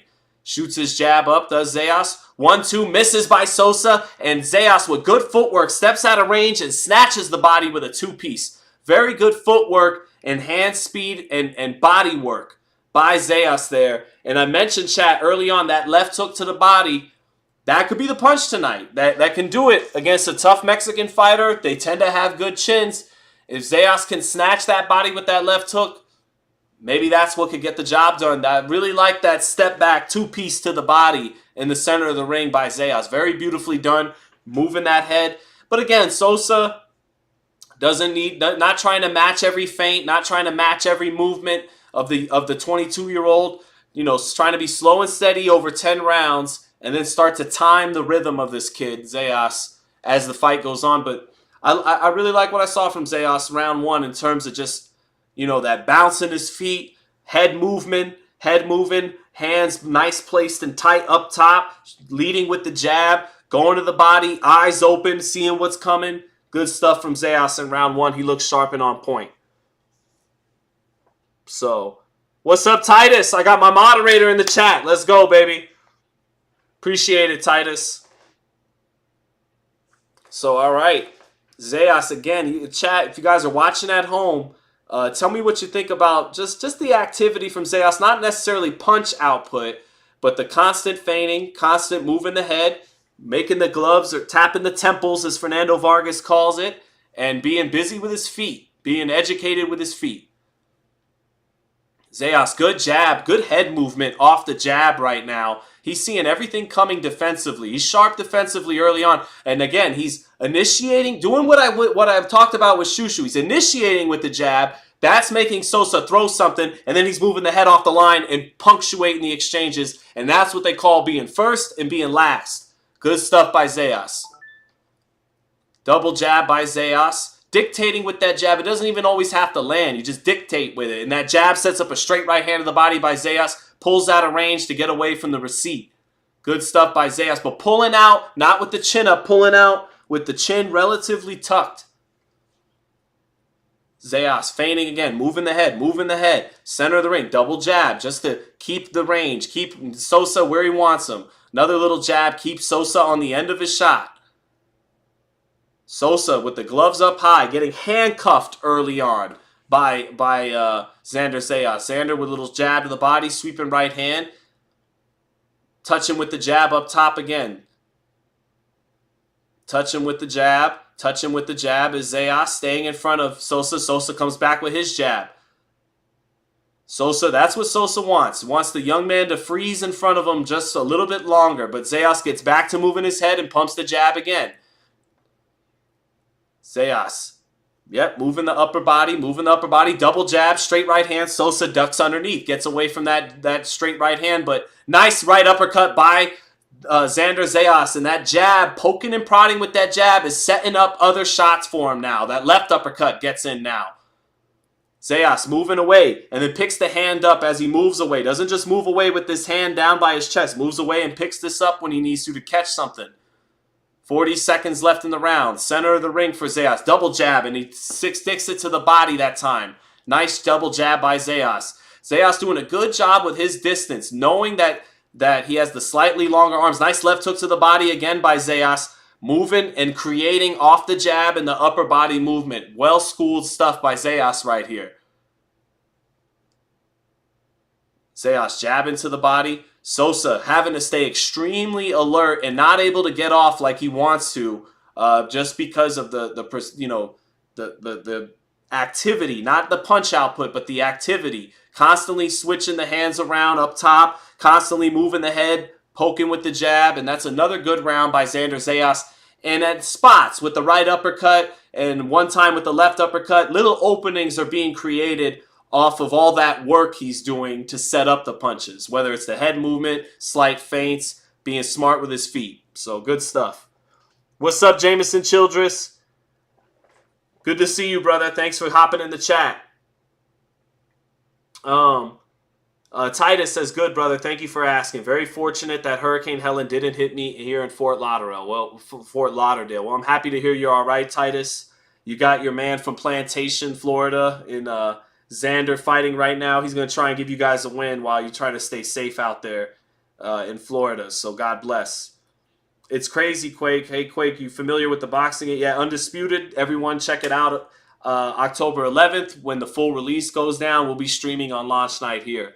Get Off says, good investments downstairs from Zayas. I like the left hook to the body. That might be where it's at. But Zayas was beginning to get creative with the offense because he's taking it off the jab, and I do love to see that. Jab to the body, jab to the head, jab to the body by Zayas to start round 3. That's being well-schooled right there by Zayas. He's got a good IQ. Now he finally Sosa gets in a little short right hand in close, but Zayas staying tight and compact as the taller man on the inside, shooting a left hook to the body. Now a left hook up top by Zayas, starting to disguise that shot well. Left hook to the body by Zayas. Moving his head, picking the right hand up and taking an ever so slight dip and using that to come with a left hook to the body. Zayas holding Sosa to just 19% landed, so he's sharp defensively right now. Zayas almost sneaking in a right uppercut. And yeah, openings are being found for Zayas because he's staying patient and busy behind the jab. And moving his head. Zayas drops the lead hand a little bit, moving that upper body, picking the right glove up, shoots the jab, makes Sosa reach, and tries to counter with a left hook and a body shot. Just a little bit off the mark, but he's got the right idea.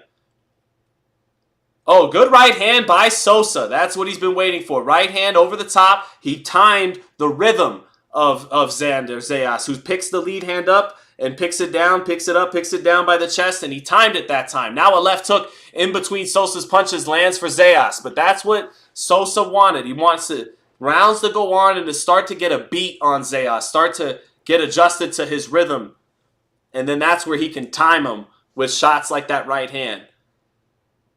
Nice left hook to the body again by Zayas, and he steps out of range off that left hook to the body. Shoots the jab twice, setting something up for it, and he's got the respect from the body shots by Sosa, keeping those elbows at home when Xander's trying to find something off the jab. Nice left uppercut by Xander Zayas. Dips the head off the line and shoots the left uppercut to get the head off the line from the jab of Sosa. Zayas finding some good defense to offense transitions in the pocket. Double left hook by Zayas. Lands it to the body, lands it to the head, gets the head off the line. Good defense by Zayas in the pocket. Dips underneath another left hook. Slips out of the way of a right hand. Shoots a left hook to the body. Nice swimming without getting wet by Zayas. One of those right hands got in for Sosa. Now big right hand lands for Xander Zayas, getting comfortable in the pocket, starting to pull counter. Because he set up those pull counters, unlike Carrington with the jab. 25 seconds left. Sosa has landed some shots this round now, but Xander at the same time is having some good defensive sequences and punching while getting his head off the line and coming back with a shot after dipping the body to get the head off the line. 10 seconds left in the round. Some good work done by Xander Zayas so far. And if he keeps that up, you know, the highlight reel stuff might come eventually. 3 rounds to nothing for Xander Zayas. Sosa was able to get in his first clean right hand that round. Got in maybe, I think, 1 left hook as Zayas was outlanding him in the exchange. But Xander this round, that last round, did a beautiful job moving the upper body and using that momentum to shoot something off of the head movement in between Sosa's punches. But again, not forcing those counters in between the punches. He set it up with the jab from round 1, poking and prodding with it and being smart with his feet and his positioning. And now cleaner, more effective, hard shots are being set up from the IQ of Xander Zayas. Good stuff. So Mo Reacts says he's slipping beautifully. He is. He is. Yep, he's having some good head movement, Mo Reacts. What's good, Adrian Wells? What's good, Gustavo? What's good, Orlando Flores? All right, round 4 now. And yeah, if Zayas just got to stay disciplined. He's outlanding Sosa 66-25, landed 36 shots in the 3rd round. So he really started to open up and land some beautiful shots that round.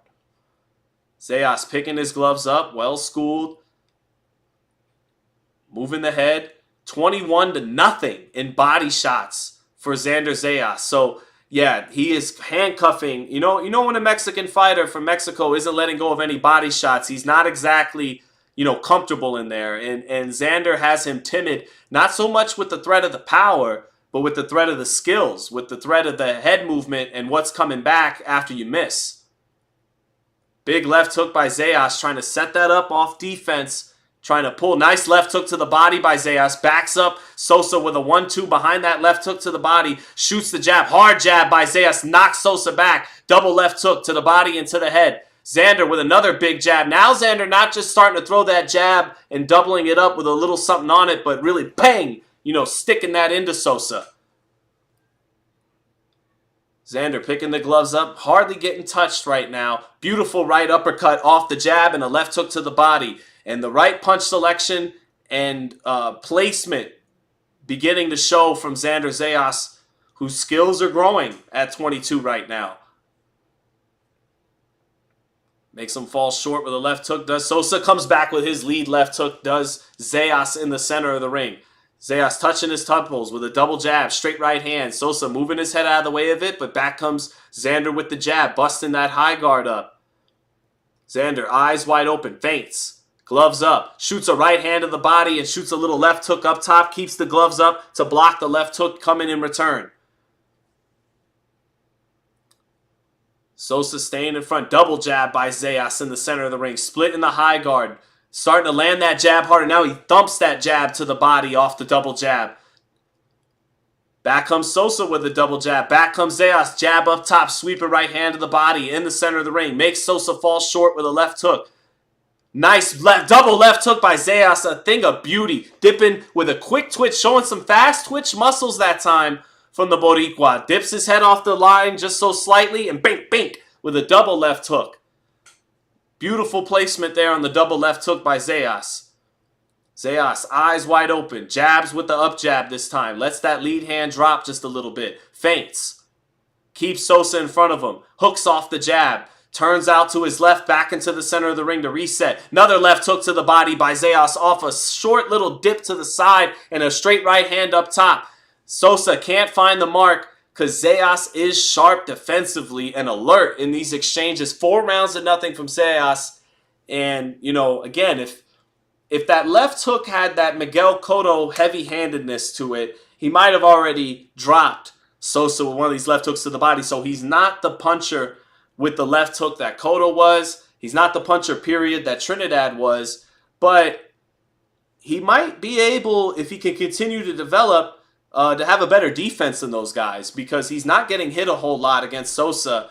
Cotto had an underrated defense. Trinidad would move that head off the line too. Almost a little bit Tyson-esque, but he stood straight up, whereas Tyson, short heavyweight, got low with the head movement. Trinidad sometimes would stand straight up. That's why he'd get caught early in fights and dropped before he'd knock someone the fuck out. Cotto was leaky defensively and yet good defensively at the same time. He could move his head. He could pull out. And he had this weird cross-arm defense sometimes. But Zayas, hands up, moving the head early and often. Good with showing some quick twitches too. Showing some athleticism with that upper body movement. Maybe he can make up for some of that power by being a little sharper defensively than they were. So round 5. Zayas in control of this fight. Boxing, relatively beautiful right now. And not using excessive movement, not pulling out of range, not forcing shots, but just being very well schooled behind the jab. And if he gets a knockout, this is the definition of, letting the knockout come and being smart.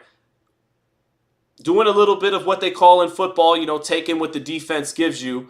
But at some point, if the fight continues like this, you do want to create. You do want to try and go, go deep, to use a foot. And there it is, two body shots and a left hook up top. Sosa shoots a left hook back, and down comes downstairs Zayas with another left hook to the body. Zayas getting the better of this exchange in the center of the ring. Now they're exchanging in the center of the ring a little bit. Zayas working that body, not getting touched too much from Sosa. Nice right uppercut. Pull counter by Zayas, a little bit off the mark with it, but right idea. Double jab to the body by Zayas. Into the pit of the stomach of Sosa. Makes Sosa's head knock back with a jab as he walks into it. Nice left hook counter by Zayas, and Sosa trying to wing a right hand over the top. Zayas made a miss clean and then checked him with a left hook. Head movement on point by Zayas, and punching in between Sosa's punches in the rare time Sosa does so. Oh, nice left uppercut by Zayas. Lift the head up of Sosa. Zayas taking some chances here in the 5th round, giving Sosa more opportunities, but he wants Sosa, who he's already hit to the body a lot in the first 4 rounds, might feel this guy softening up and wants to start to really land something hard now to get him out of there. Minute left in the 5th round. Sosa landing a couple of clubbing shots, but getting outpunched in the exchange for sure by the sharper work of Zayas, mostly with that left hook right now, in between punches.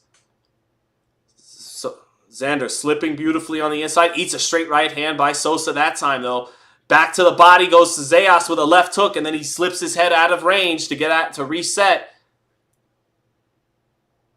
Right uppercut by Zayas in between Sosa's shots. Sosa eating the shot and trying to let go of his hands in close, but Zayas not letting him land too much clean. And this is what Zayas wants. He wants Sosa to get more and more brave so that he can set up something spectacular and not just have to settle for winning every round in a 10-round decision. He wants Sosa to take some more chances here. 10 seconds left in the round, and Sosa did open up and take a few more chances there. Zayas very defensively sharp, got hit a couple times too this round. But that'll do it for round 5. Another easy round for Zayas to score 5 rounds to nothing. So, let's see. What's up, Edwin Ola? Gustavo Fontalba said, if Xander could punch him with a hard right hand, he could damage Sosa. Yeah, you might be right. Outside of the right uppercut, Xander's tried a couple of double jab and then follow up with the right hand. We don't see that straight brick hand, do we, Gustavo? We don't see that perfect straight right hand from Xander. He's throwing a beautiful left hook. He's throwing beautiful uppercuts with both hands, and the left hook's going to the body and to the head, placed very well. And the jab's on point, but you're right. That right hand is missing from the whole pie, the whole shebang right now. And if he could, maybe that's the shot he needs to look for against Sosa. But because the uppercuts are coming, and the left hook to the body and the head is coming, and the jab's coming. But you're right, that right hand is missing a little bit. You don't see a lot of straight right hands from Xander Zayas. So, underrated punch to learn how to throw, as simple as it may seem. A lot of guys struggle to have that effective straight right hand. So, here we go, round 6. Zayas dominating this fight. 37-1 in body punches landed for Zayas. That's a crazy stat. And Sosa been very patient in there. And I think, Zayas expected him to take some more chances, and he's handcuffed him with sharp defense. That last round, Zayas got touched more. But I think, he's inviting the action by Sosa. Zayas keeping Sosa on the back foot with the jab. Double jab up top, sticks it to the body. And I always love to see fighters do that. Feint the jab, shoot it to the head, shoot it to the body, shoot it soft to the head, and then stick it to the body, or shoot it soft to the body and then stick it up top, working levels, feinting it up and down, soft and then hard. Like to see that, and Xander has done that from round 1, and it's made the fight easy on himself. Because if he was just looking for power shots, this fight would be harder. Minute into the 6th round, Zayas wants Sosa to come forward to take some chances, but Sosa respects that power right now. And so Xander taking what the defense gives him, working that jab. Now he gets in close, left hook to the body, another left hook to the body, keeping it tight defensively, catching whatever's coming back. Now he backs out of range and knocks that head up with the jab. Touches with the jab again. Oh, they exchange on the inside. Sosa gets in a little bit of a right hand, but Zayas finishes up with a short left hook on the inside. Now they trade jabs. Sosa gets the jab in that time. But Xander looking for that left hook. Wants that left hook to the body or to the head. Sosa being very honest, respecting it, and not letting go of his right hand too often to give Xander a chance to let that go. Minute left in the 6th round. Another Zayas round. But Xander slowing down the movement just a little bit. Wants to invite Sosa in. Sosa just trying to time him. Not trying to go punch for punch. Now a 1-2 and a 3 by Zayas. Made Sosa step back. And that 3 lifted his head up a little bit. Made him step back with the 1-2. And it just set up the left hook as Sosa stepped back in the center of the ring. Zayas keeps working that jab. 30 seconds left. Left hook to the body, off the mark for Zayas. Now the left hook to the body lands as he kind of lets Sosa walk in with a double jab. Almost eats that jab just so he can get in that left hook to the body. And that tells you what Zayas wants. Zayas catching the right hand. Left hook lands up top. Double jab by Sosa gets in. Back comes Zayas with a straight right hand. And then he finishes off with a left hook. And a left hook to the body and a right hand up top for Xander Zayas. Good punch selection. Finishes up the round with his jab. And that'll do it. Zayas getting touched a little bit more in rounds 5 and 6 because, he wants Sosa to take more chances. And fighters will do that to try to let the other guy get more comfortable. They'll let him run his hands, stay in range, because if they keep making a miss off every little shot, then they're going to keep the hands at home. So, Zayas wants to set up something impressive. But right now he's having to settle for just controlling the fight and dominating the fight. 6 rounds to nothing. What's up, Brandon Roy? I got in the main event. We'll see, man. We'll see. Sandy Ryan, younger, sharper, more natural welterweight, but she tends to make things a dogfight, just like Mikaela Mayer. And I don't know if she's got. I'm sure she's a dog. She's a tough scouser from Britain, but I don't know if she's got as much dog as Mikaela. She's got a little bit of youth on her, and I think she's a little bit more sharp, punch for punch. But she likes to fight at 1 or 2 or 3 punches at a time, and Mikaela can put together 3, 4, or 5. I think Sandy's a little younger. I think she's in a little bit better shape and natural at welterweight. But she's going to try and outdog Mikaela. Good luck with that. Good luck with that. That's going to be... Mikaela's got great punch resistance and conditioning. It's not, Natasha Jonas and Baumgartner got the decision by boxing, not by going toe-to-toe.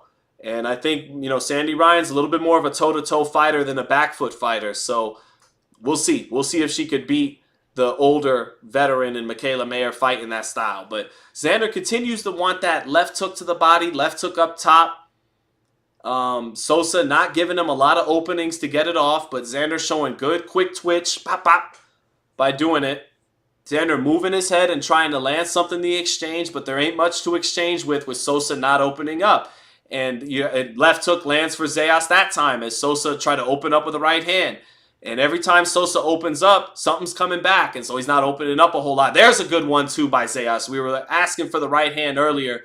And a nice 1-2 knocks Sosa's head up a minute into the 7th.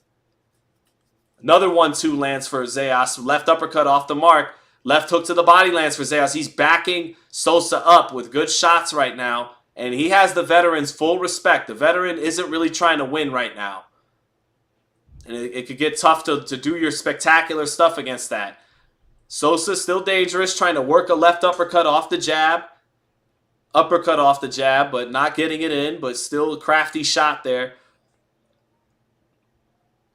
And right here from Zayas, what you'd almost like to see is what he's doing right now. Back him up with the jab and set up a combination, pushing him back off the jab. And, Zayas getting in a left hook off the jab, moves his head beautifully underneath the return shot from Sosa. Left hook, minute left in the 7th. Center of the ring. Zayas moving his head off the line. Left hook to the body. Short left uppercut on the inside. Beautiful 2-piece by Zayas off the head movement. Another short left hook lands for Zayas off the head movement again. Moving his head really well tonight is Zayas. Showing an improvement in that area.So nice jab to the chest by Sosa. Zayas backs him up with a double jab to the body. 30 seconds left in the round. Right hand to the body. Left hook to the body by Zayas. Moving his head. Measuring with the jab. Left hook to the body. 1-2. Misses. Comes back with the left hook to the body. Smothers the shots of Sosa on the inside. Jab. Sweeping right hand. Sosa keeping the hands at home to block those shots. 10 seconds left.Zayas dips underneath again, pushes Sosa off on the inside, knocks him back with a jab a little bit, or lifts the head up, and that'll do it. 7 rounds to nothing. Fight has become a little monotonous now. It's Zayas dominating the action. Sosa is, just trying to do what happened to Alan Garcia last week. He knows he can't win rounds against this kid, but maybe the kid can fall asleep. Maybe the kid can get overconfident or slow down. And he's just trying to catch Zayas with one shot at some point. So that's not giving Zayas a whole lot of opportunities.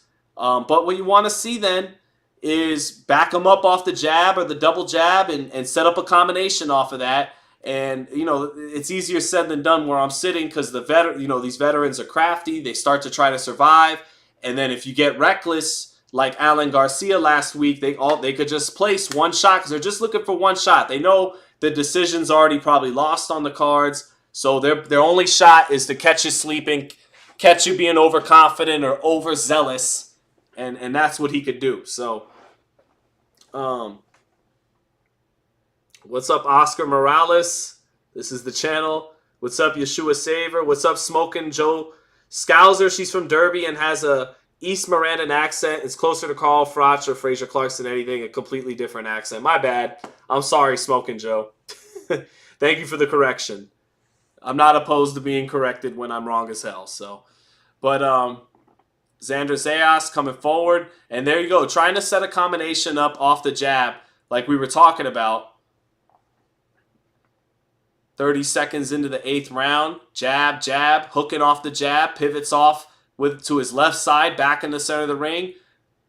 Up comes Sosa with a jab, splitting Xander's high guard. Nice double jab by Sosa, but Xander lets him run his hands and punctuates with a right hand over the top of that second jab by Sosa. Left uppercut lands for Zayas and a left hook up top. Back Sosa up into the ropes. Straight right hand to the body by Zayas, and he catches on the inside after shooting downstairs. Sosa, very aware of that left hook, keeping that right hand at home all day long. Zayas trying to change levels on him, try to get low and shoot the right uppercut. Overshoots the 1-2, finishes with a left hook to the body.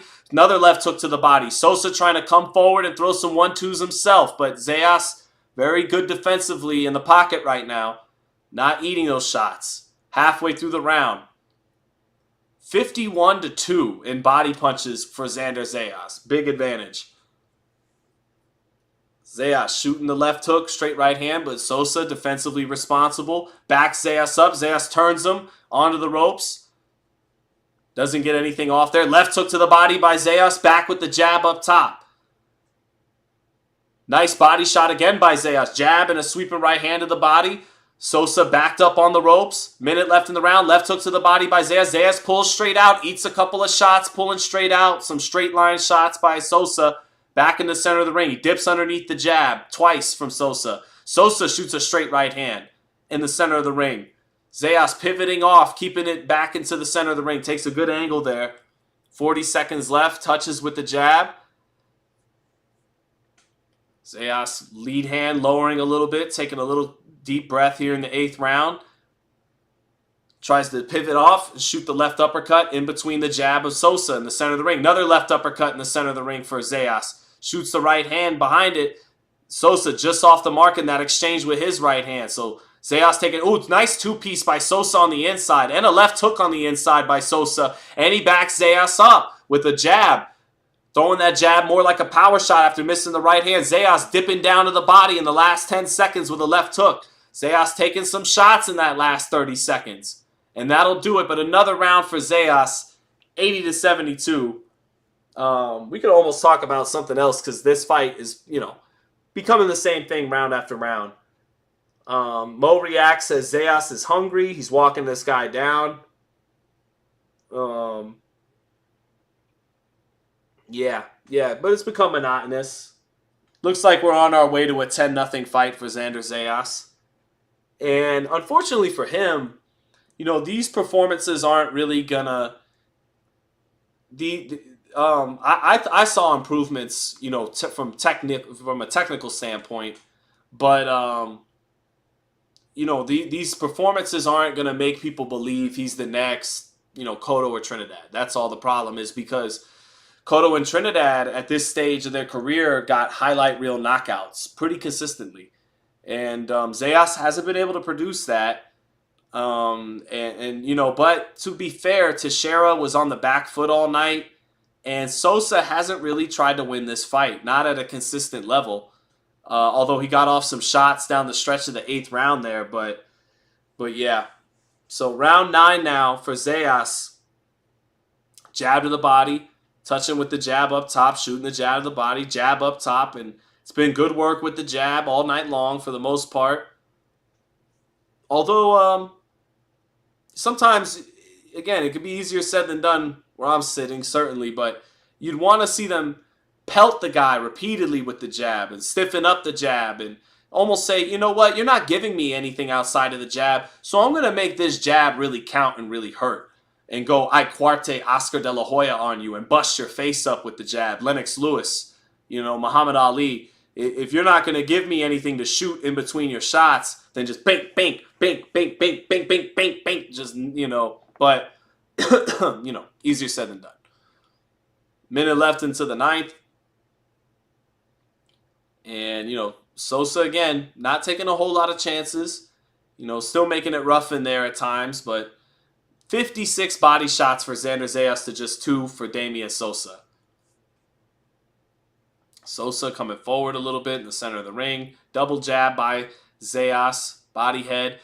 Nice left hook, sets up a straight right hand for Xander Zayas, using that left hook to set up the straight right hand. Another nice move there by Zayas. Straight right hand, left hook, straight right hand, but more emphasis on the right hand and using the left hook as a decoy.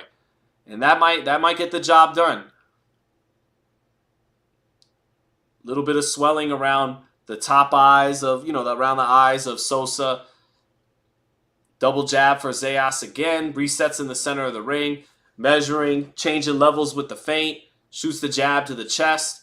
Sweeping right hand to the body by Zayas. Uses his footwork to get back in the center of the ring again. And nice double left uppercut. The first shot was a left uppercut and then a left hook by Zayas. He's been doing that all night. Getting his head off the line. Using that quick twitch. And then boom, boom. Shooting a double. Right uppercut, left hook by Zayas. Right uppercut just off the mark. Straight right hand lands for Zayas. Getting more creative with his punch selection and letting combinations go whenever Sosa gives him anything to throw at. Even whether if it's just Sosa letting out one jab, Zayas is coming with 3 or 4 shots back. So good stuff, good offense there by Zayas. Trying to create something against a guy not giving him a lot to create off of. 20 seconds left. Zayas hands up, shoots the up jab. Shoots the up jab again. Let the hand drop a little bit off that up jab, of course. Didn't shoot the up jab from the high guard. But 9 seconds left and another dominant Zayas round. And that's been it. 9-0. He's going to have to settle for a shutout, but it was good stuff.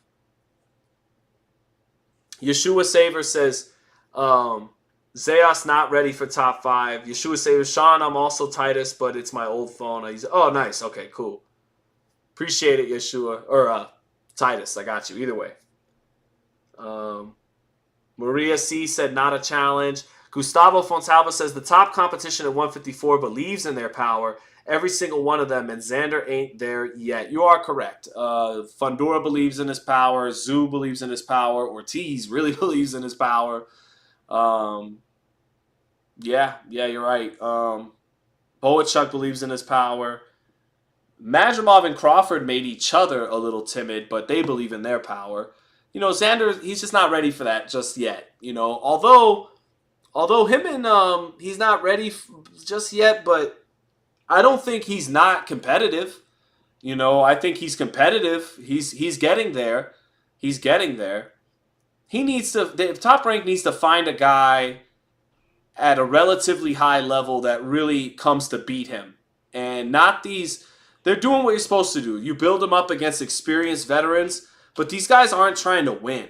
And, so he needs a guy that's really coming to knock his block off, that's, in the bottom of the top 10, maybe 11 through 15, and give this kid something really to work with in the ring besides capable veterans that are a little faded and, trying to survive. So, all right, Molly Mall, I got you, brother. I'll get right back to it in a moment. But 2 minutes left in this fight. Let's just see, I'm not going to call every punch. Let's just see if Zayas can, find something here spectacular like he's been looking for. Nice jab to the body. Trying to lead with that left hook, but Sosa's leaving the right hand at home, not letting him land it. Center of the ring. Again, trying to get that left hook in, but Sosa catching it well. Zayas with good upper body movement. He's going to try and shoot something in between Sosa's offense here. Nice right hand by Zayas there. Did kind of shoe shine to the body and then loop the right hand, almost like an overhand shot, and that landed on the top of the head, knocked the sweat off of Sosa. Nice up jab by Zayas. Knocks that head up in the center of the ring, halfway through the round. Zayas in the center of the ring. Nice right hand again. Another chopping right hand. That chopping right hand the last 2 rounds found some success. And now a left hook to the body. And it finds success by throwing decoy shots to set it up. Another straight right hand gets in for Zayas. Kind of throwing in combination and finishing, punctuating with the right hand. Now a left uppercut lands for Zayas in the center of the ring. Tries to catch and shoot a left hook. Falls short, but jabs off the hook. Lands that jab. Touches with the jab again. Minute left in the fight. Another jab by Zayas. Right uppercut, left hook by Zayas. Right uppercut gets blocked, but the left hook touches Sosa. Zayas pivots off to his left, moves his head off the line, moves his head off the line again, pushes Sosa off. Shoots the up jab, moves his head off the line again to the left, pivots out, keeps it in the center of the ring. Short left hook by Zayas. Shoots another left hook to the body. Short right hand. Sosa busting him up a little bit on the inside with his own left hook. Zayas staying in close, leaning his head down, trying to get something to the body or to the head. Sosa clubbing right hand in close, getting to touch Zayas in close a little bit because Zayas trying to run something and set something up in the phone booth. Left hook to the body by Zayas. Eats a little short right hand on the inside. Now Sosa letting his hands go down the stretch because the fight's nearly over. 10 seconds left. Zayas, left hook to the body. Straight right hand up top. Sosa landed some shots on the inside. Sosa eating a lot of left hooks to the body in that last 10 seconds. And that'll do it. 10 rounds to nothing. Zayas fight dragged on because Sosa not really opening up. Not really trying to win rounds. But Zayas won every round on my card, 190. So, let's see. Let me get to the super chat by my man Molly Mall, who says, do you believe Bumgarner's body looks different? Looks a little less chiseled, a little less bodybuilder-ish. Like, you know, some people be like, oh, you're an Alicia Bumgarner hater. You want to bring up the PEDs. If you ask me straight up my opinion, do I think, you know, she was on something and it wasn't some other kind of defense? Yeah, I do. I think, you know, and if she's not, then it's a huge compliment to Alicia Bumgarner because it's me saying your body looks in such great shape that I thought you were on something. And then, you know, she's always had great genes and been in great shape. But around the time of the Mikaela Mayer fight, you know, she began to look like damn near like a bodybuilder. Like if she didn't have to cut down to 130 pounds, she'd be muscular enough to damn near compete in bodybuilding competitions. And we know they, you know, take things. So, I tend to believe that something went on there.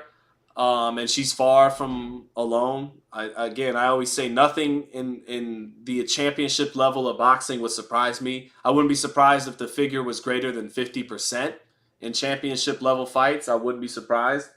Up until she got busted for PEDs, I thought she was starting to flirt with becoming number 2 pound for pound behind Shields. I think Serrano and Taylor are getting older, and I thought Bumgarner was poised to snatch that number 2 spot away from whether it be Katie Taylor or Amanda Serrano.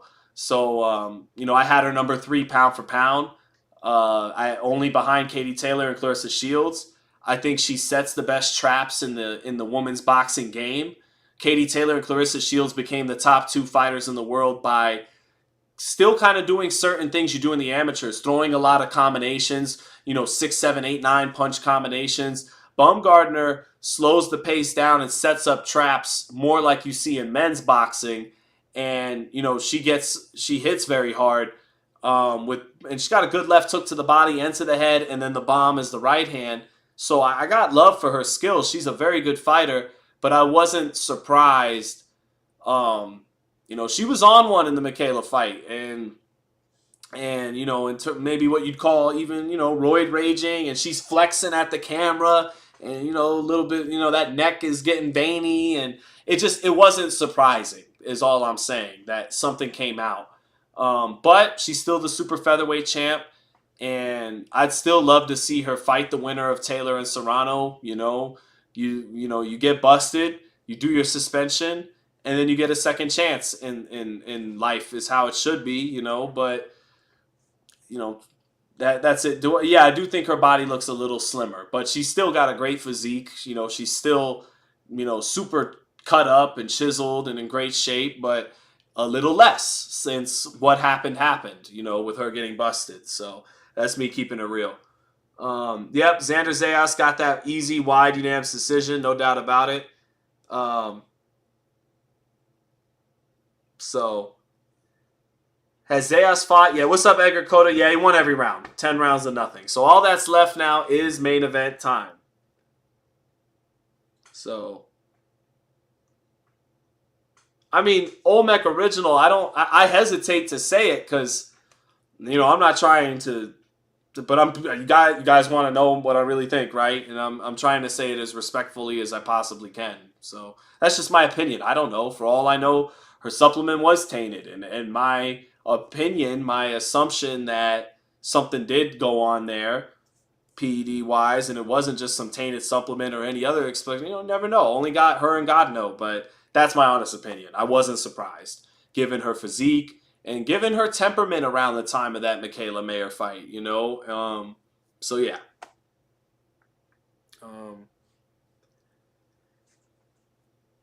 So here we go. We'll see. Now it's time for main event time. Let me call my wife because I actually need my laptop charger for main event time. Let me hit her up. Baby girl. Maria C says I was keeping it 100 on that one. Thank you. Oh, Olmec says, what do you think about Devin suing Ryan?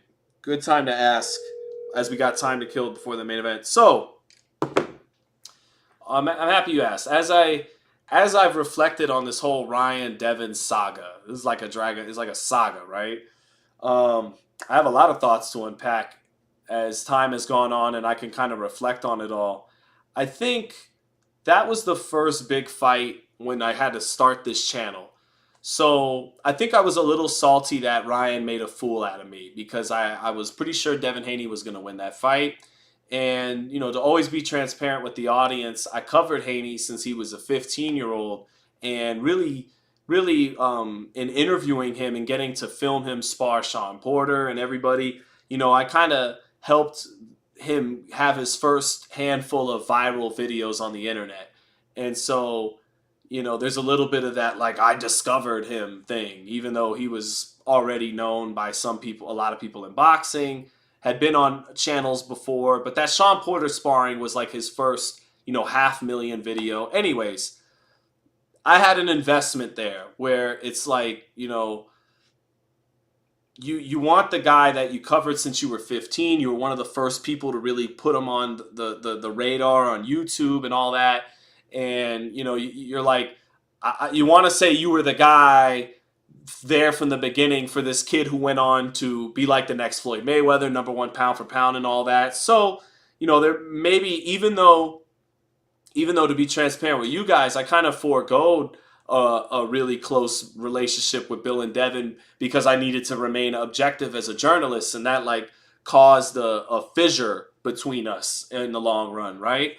And because I chose to remain objective, but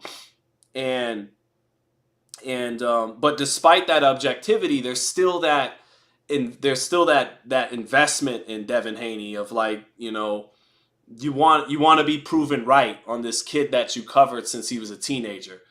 And I got a soft spot for Bill and Dev still, even if we have disagreements over the years and whatever. I still, you still see that 15-year-old kid, and Bill's a cool guy that I've had great convos with. So I say all that to say, I think I was a little salty when Ryan won the fight. And then when he got popped for the Oscarine and the fight, and I knew inevitably the fight would get overturned, it's like, aha, I'm off the hook. Like, I'm not a fool. Like, he didn't prove me wrong. Nobody won the fight. So, so there was a little bit of that. But now that I can unpack it, I think one thing that gave me an epiphany moment was that sparring that came out a week ago, where it was just a 58-second clip of them sparring as teenagers. But as I was watching it, it was like, it might not be the Oscarine. He might just, styles make fights. He might just have Haney's number. And Haney, who can typically be the faster guy on the outside and use his skills and his speed on the outside, he's not the faster guy on the outside. And by not being able to be the faster guy on the outside, he gets outgunned by Ryan Garcia, right? He can't really hurt Ryan or drop Ryan, but Ryan has the ability at any given moment to put that damage on him, right? So it made me go, you know what? You got to be, he might just have Devin Haney's number. But he hasn't proven that. He came in 3 pounds overweight, bragged about it. He got busted for the Oscarine. You could speculate about Devin Haney being with Victor Conte, the biggest convicted steroid dealer, all you want. You could speculate about anybody with Conte. Crawford, Haney, anybody. You could speculate on my man Benavidez with Memo. Like I said, nothing in elite level boxing would surprise me, right? There's a lot on the line here, and you never know if the other guy is doping. And so if he's doping, if I'm in their position, I might do it too, just because I know the other guy's doing it. So nothing would surprise me. But the facts of the matter are, Ryan's the one that got busted. So he came in overweight. He bragged about it thereafter, and he popped for performance-enhancing drugs. So he did not beat Devin Haney. He might have his number. He might beat him in a rematch, right? But until that actually happens, he hasn't beaten Devin Haney. But at the same time, he might just have his number. But he's got to prove it. He's got to make weight. He's got to pass his drug test, just like Devin Haney, and beat him on a level playing field to prove he has his number. And, he's done, from talking about fucking George Kambosos' wife to saying fuck all Muslims and N-words and saying, reprehensible stuff like that. Whether how serious you think he was in saying that, like if he really feels that way at the end of the day is, up for debate. I'd like to think not, but I don't know, maybe so. All that is reprehensible, but, I'm happy I pressed Ryan with tough questions and held him accountable about all this PED shit and everything. But, Devin's not a saint either. Like, Ryan, thank you, Jesus, thank you, Jesus, thank you, Jesus. I'll put my dick in your mouth, bitch. Devin Haney, on the other hand, same stuff in a way where he went to Mecca to celebrate Islam, and then the next day he's calling Richardson Hitchens a bitch-ass, broke, jealous, such and such. So what are they? They're two young men in their mid-20s who are flawed human beings like the rest of us. And, as I sound like I'm on my soapbox, look, at 25 years old, I wasn't dedicated to some craft and making $1 million and having the courage to risk my life in front of the whole world. I don't mean to come down hard on these guys from a soapbox. They're a hell of a lot better off at 25 than I was at 25. But there's still immaturity there. There's immaturity with Ryan saying and doing the things he's doing. There's immaturity from Devin. Like you see the entitlement with Eddie Hearn. I get it. Eddie pretended to be your friend. And now that you're not doing business with him, he's letting you know it's all business. You're not my fighter. But Eddie, you got to understand as a grown man, Eddie's point of view. He probably lost money on some of your early fights. And once you got to the real big title fights, Kambosos and Lomachenko, you had to give him the deuces. And then you cut, and then, you flirted with going with De La Hoya, post Ryan Garcia. You explored that option. So you're exploring your options. Loyalty is a two-way street. And you can't just look at people as commodities, You got to understand where they're coming from, too. So there's some immaturity there. But ultimately, as ugly as I think things can get between them, Ryan's craziness and everything, this is all great stories have conflict and tension. That's what runs great. Any great film, any great book has conflict and tension. And Devin Haney versus Ryan Garcia, between both of them chasing celebrity and then, shouting it down on the other hand, like Ryan, fuck the celebrities, fuck pedophilia, Hollywood. But then me and Cristiano Ronaldo and Saudi and that the both of them having contradictions about themselves. Devin Haney still trying to find himself. He's sometimes like just an amalgamation of Floyd Mayweather and Bill Haney and the people he's looked up to, and he's still trying to find and show who Devin Haney really is. This is what conflict and tension looks like in 2024. And sometimes, fuck my sensibilities, fuck your sensibilities. It ain't Ray Leonard and Tommy Hearns holding a fist up to each other's chin in suits and saying, hey, I'm a bad mamma jamma and so are you. And we're going to kind of have this gentlemanly trash talk, grown man business kind of vibe.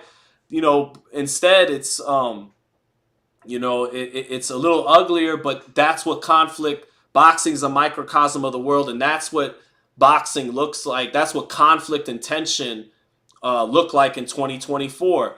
And nobody made the boxing world. Forget the boxing world. Nobody made the sports world. Forget the sports world. Nobody made the world and social media stop in boxing the way Ryan Garcia and Devin Haney did. So inevitably, their rematch is going to be fucking huge and highly anticipated by everybody, including me, because there's a story and a conflict and a tension that's built up so big that people aren't going to be able to wait to see who can win without PED talk, without weight talk, with Devin Haney not underestimating him, knowing he's got to box smart in a rematch.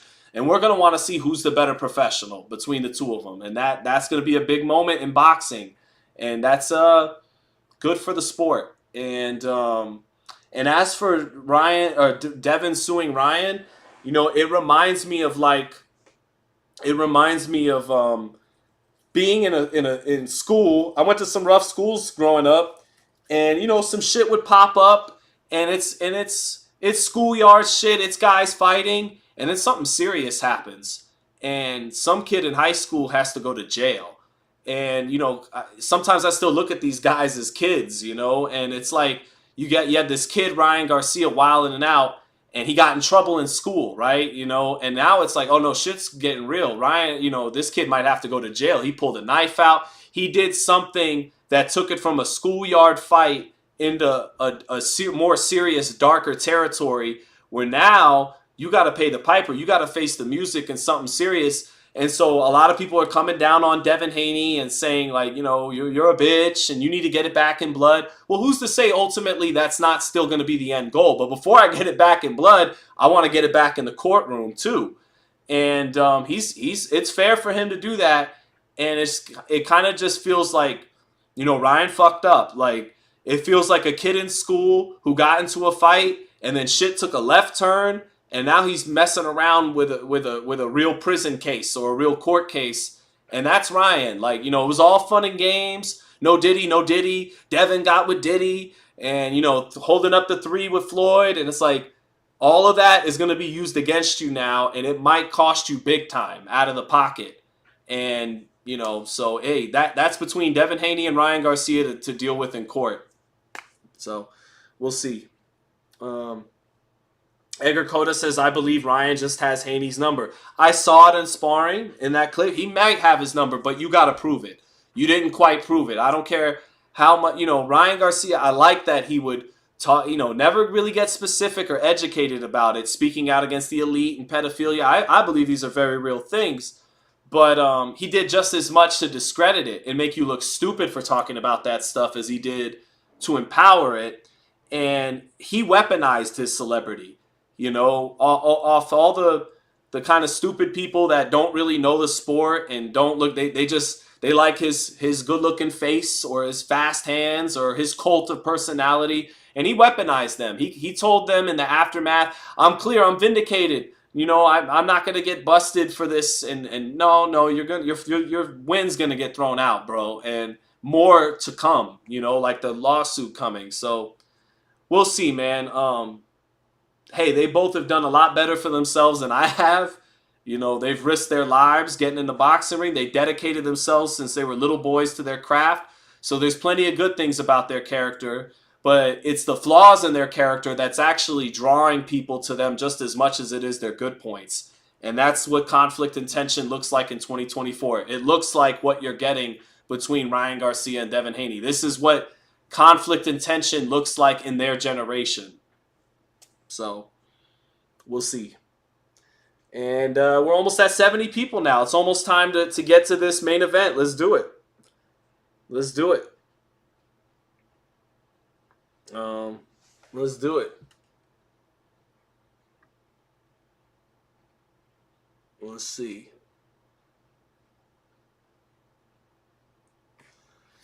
Sandy Ryan, Mikaela Mayer. You know, Ryan looks a little younger, a little sharper, fresher, a little bit better shape at this weight. Can Mikaela, just off heart and lady balls and grit and experience and, you know, pedigree and Americana, can she beat this girl who's a little younger and a little sharper and maybe a little more naturally bigger at 147 than she is? We'll see. So that was my Ryan and Devin spiel upon reflection. What do we think, chat? What do we think about that spiel? What's up, Malcolm X Box? Rewind it if you want to hear my did I say, what did I say, Danny? Oh, lawsuits. Devin the lawsuit Haney. Gotcha.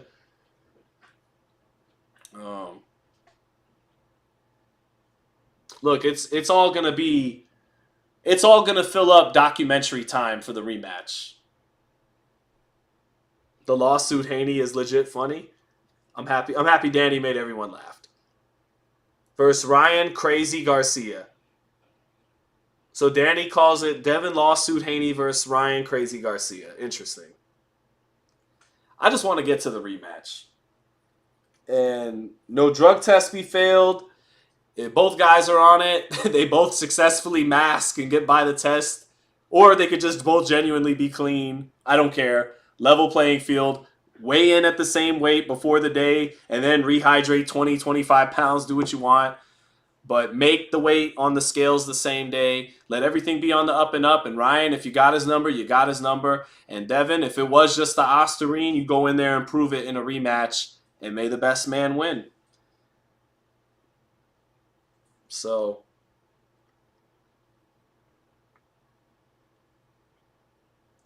here we go. All right, Sandy Ryan versus Mikaela Mayer. All right, Mikaela coming to the ring, adorning the green. Not as lean as she was in her days at 130. She is, physique-wise, a little bit of a blown-up lightweight. As tall as she was at 130, you know, just not as leaned out muscle-wise as she was back in the day. But, you know, always was such a tall, big 130-pounder that she's not really undersized at welterweight by any means. But Sandy Ryan, a little more natural at this weight. Got a little bit more muscle on her at this weight. So, yep, Mikaela Mayer coming to the ring. Got her hair braided. Green trunks, green gloves, green robe. Maybe repping a little bit of Irish flavor. She is Irish-German. Like Tom Hagen in The Godfather. Like my dad's side of the family. So. All right, over 80 people now. Uh-oh, look out. Here we go. Mikaela in the ring with new trainer, co-trainer. Kofi Jantua, longtime trainer, Coach K. Or excuse me, Coach Al Mitchell. Coach K is who left her. Here comes, what was that movie? Sandy Ryan coming out. What was that? The movie where they're allowed to kill people for 24 hours? What was that? I don't watch these stupid horror movies, Chad. Who was it? Where everything's legal for 24 hours or whatever? Anyways, Sean, I thought you're Italian or Greek. I am Italian. I'm on my mother's side. My mother was Sicilian, dad Irish, German. So half Italian and the rest Irish, German. That's where the Zittel comes from. Look it up, chat. Zittel means lazy peasant in German. That is my name. I think someone in my lineage pissed the king off at some point, and they gave us that last name for the rest of eternity. The Purge. Thank you. Yes, she is walking out with the Purge. Mike Hicks says, happy belated birthday, Sean. Thank you, brother. August 30th twin. The Purge. Thank you, guys. Yes, the Purge. The Purge. Appreciate it. The Purge. She's coming out in New York City with the Purge match. She looks fucking stupid. No, I'm just kidding. The reigning WBO welterweight champion, undefeated, got one draw. She went over to America. She stole Mikaela's trainer. You know, I don't know how we're supposed to feel about that one way or the other. But here she comes with the Purge mask on. Let's see how she does. Happy birthday to your pops the other day. Thank you, Malcolm. I appreciate that, brother. If your mom's Italian, you're Italian, says Maria. I always heard it was the other way around. You are what your daddy is, but I like the Italian heritage, so I'll go with that too. What's my favorite Godfather movie? Easy, Godfather 2. I love all three. I think 3 is slept on. 3 is good. Got some weird parts. A little uncomfortable watching Andy Garcia try to fuck his cousin, but good movie. Here we go, though. Sandy Ryan making her way to the ring, reigning undefeated WBO welterweight champion. This probably should be a unification. A lot of people thought Mayer won the IBF belt against Natasha Jonas, but close competitive fight in the other champion's backyard, and you're not probably going to get the split decision, and she didn't. So tonight, fighting back in the States, this is meant for her. This is back on Top Rank on ESPN. And, this is meant for her to win. Natasha Jonas, that was Ben Shalom's show. This is Bob Arum's show. This is meant for her to win tonight. Mikaela looks a little battle-worn. Looks a little her age at 34. Been in some wars. Iwa Brodnicka. Maiva Hamadoucher. Natasha Jonas turned into a war.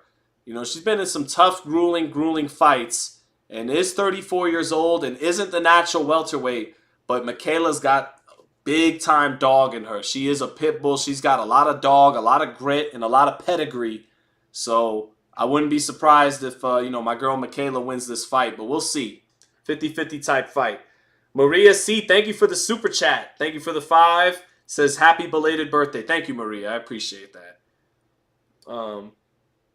Was I shocked about the AJ fight result? No, not shocked. You know, I favored Joshua, but not shocked. Not shocked at all. Not shocked. Thank you again, Maria. Yes, for the belated birthday. Thank you, Mr. Quake, for the late birthday shout too. All right. So here we go. All right, main event. This is boxing. This is Top Rank. This is Sean's Live.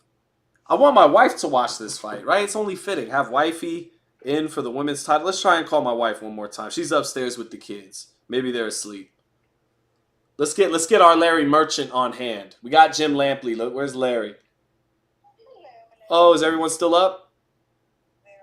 Oh, I wish you can come down and watch the fight. Is it starting now? Yeah, it's main event time. You want to watch it down here? He could play the Switch or something. I do. Well, He's he's falling asleep. falling asleep? Yeah. All right. Well, if they fall asleep, come downstairs. We need Larry. We need you. You're Larry Merchant. I'm Jim Lampley. Oh, okay. All right. I'm 33, by the way, chat. People are asking what my birthday was. It's 33. All right, Mikaela getting her ring introduction. All right, come down, love, if you can. Bye. Okay. All right, we get no Larry Merchant, just Jim Lampley. That's all right. Bring the kids. I know, right? That's what I told her, Maria. See, but I guess they're falling asleep, so she's trying to put them to bed. My little girl's getting so cute, too. She's about 8 months now. Beautiful. All right, ESPN, number 2 ranked welterweight. The WBO welterweight champion, Sandy. She's not undefeated. I'm so off my game these days. 2 kids, Raiders coverage. I got excuses like a great fighter. 7-1-1. She is not undefeated. I apologize, chat. So, 7-1-1, 3 knockouts. She's 3 years younger than Mikaela Mayer, so we'll see. So again, final analysis. I think Sandy's a little sharper, punch for punch, but she's not a back foot fighter really. And there's some similarity in their styles. And even though she's a little younger and sharper these days, Mikaela might just outdog her, especially fighting with an extra chip on her shoulder. So let's see this face off here between Sandy Ryan and Mikaela Mayer. Sandy Ryan nodding her head, but the eyes look a little more shook than Mikaela. Mikaela looked ready to fight. So, here we go. Main event time. Title shot number 2 for Mikaela Mayer at welterweight against another Brit. Here we go. This should be fun. Round 1, here we go. Center of the ring, both starting with the jab. Mayer pops her jab in a second time. They trade jabs again. Mayer getting a little bit better of it. Trading jabs right there. Mayer stepping over to her left. And both fighters starting with the jab. Nice right hand to the body by Mayer to set up off the jab. Mayer trying to hook off the jab early on too. They trade jabs again. Ryan placing the jab to the body. Mayer with the jab up top. Ryan coming forward. And it's Mayer on the back foot early, but not really on the back foot. Stepping over to her left primarily right now. Good steps over to the left. Both trading their jab. Good jab by Sandy Ryan. They trade jabs again. Ryan getting the better of it with the jab that time. So both having success with the jab in the first minute of this fight. And it's Ryan coming forward, trying to take the fight to Mayer. Double jab by Mayer. Mayer giving that angle to the left. Ryan trying to come in with a little lead left hook, timing the jab of Mayer. Mayer with a 1-2 to the body, falling a little short with it. Nice straight right hand to the body by Sandy Ryan. Well placed there. She backs Mayer up with a jab. Another jab lands for Sandy Ryan. Sandy Ryan, a little bit big. Oh, big straight right hand by Mikaela Mayer. Sandy Ryan coming forward without a lot of respect. Eats that right hand. Another right hand by Mayer. And that's a good straight right hand by Mayer in the first round of this fight. Double jab by Mayer, keeping her ground in the center. They trade, and a 1-2 gets in for Mayer. Nice straight right hand again. Mayer with the nice straight right hand twice here in the round, timing the jab of Ryan early on. Nice up jab by Mayer, sets up a nice right hand to the body. Little short right hook to the body. Mayer getting it, dipping in with that body work good. And Mayer using her jab and her movement well. Nice right hand to the body by Sandy Ryan, though. Little right hook to the body. Good first round by both fighters. But I think those straight right hands from Mikaela Mayer are going to win her this first round. Straight right hand to the body by Mayer off the jab. Little left hook circling to her left by Mayer. And that does it. 10-9 Mikaela Mayer. Sandy Ryan coming forward. Looks like a little bit the harder puncher and was able to back Mikaela up at times. But Mikaela not going straight back. Moving to her left. And about 40 seconds left in the round, set up that straight right hand. Both fighters using that jab a lot, but Mayer smart to bring the straight right hand over the top of the jab about 2 times clean to win that round. I think she won that round off those straight right hands. So the braids make Mayer look like she come to fight. She's a dog, Mo reacts. She is a dog. And that's one thing I like. There's that 1-2, that straight right hand right on the chin of Sandy Ryan. Bam! Straight right hand, right on the money, right on the button. Beautiful straight right hand by Mayer. And she disguised it with the jab. The jab was a decoy. She blinded, bam, and then shot it right down the pipe. Beautiful. Nice simple 1-2, but the one not really designed to land, just to set up the 2. All right, round 2. Here we go. Mayer holding her ground to start. Stepping over to that left a lot. Not going straight back, but stepping over to the left. Falls short with a straight right hand. Jabs to the body. Jabs up top. They trade jabs up top. Ryan lets go of a 1-2 and another 1-2. And that second 1-2 reaching a little bit down. Back comes Mayer to the body with a sweeping right hand. Ryan backing up Mayer with a nice stiff jab. Back comes Mayer with her jab, but back comes Ryan with a nice stiff jab. Ryan really stepping into that jab. Nice right hand to the body by Mayer. They open up and exchange. Nice compact punches by both fighters and a good jab by both fighters right now. 2 well-schooled front foot fighters, but Mayer using her, going back to the amateurs a little bit, using her legs just a little bit, stepping to the left, not moving excessively. Nice jab by Ryan, backing Mayer up. Another nice jab, but Mayer comes back with quick hands and sweeps a right hand to the body. And a double jab by Mayer. 1-2 up top by Mayer. Misses, but it sets up a little short left hook to the body. Ryan catches her with a left hook to the chest at the same time. Ryan doing a good job in spots of backing Mayer up behind the jab. But Mayer got good ring generalship and is looking to set something up. Work some quick combinations in spots. Good 2, 3, 4 body shots by Mayer, and she finishes with a short left hook and a 1-2-3 up top. And Mayer getting off more combinations than Ryan, making Ryan follow her around the ring a little bit as she moves and steps to her left. Ryan is landing some shots on the front of a good 3-piece combination by Ryan that time. A jab, a left uppercut, or excuse me, a right uppercut and a jab. And then a nice left hook to the body by Ryan, backing Mayer up. Close round. I think Ryan might win this round a little bit sharper on her punches and on the front foot, backing Mayer up, sometimes landing a stiff jab. Mayer getting to the body well this round, but also getting backed up. Right hand over the top of Mayer's jab and a short left hook inside by Sandy Ryan. I felt like Ryan landed a little bit the harder shots, but that was a close round. You know, some judges would give Mayer credit for stepping around to the left and snatching the body a couple of times, but I did think Ryan ever so slightly kind of imposed her will on Mikaela Mayer that round. My laptop just died, so let me get this live chat from the cell phone.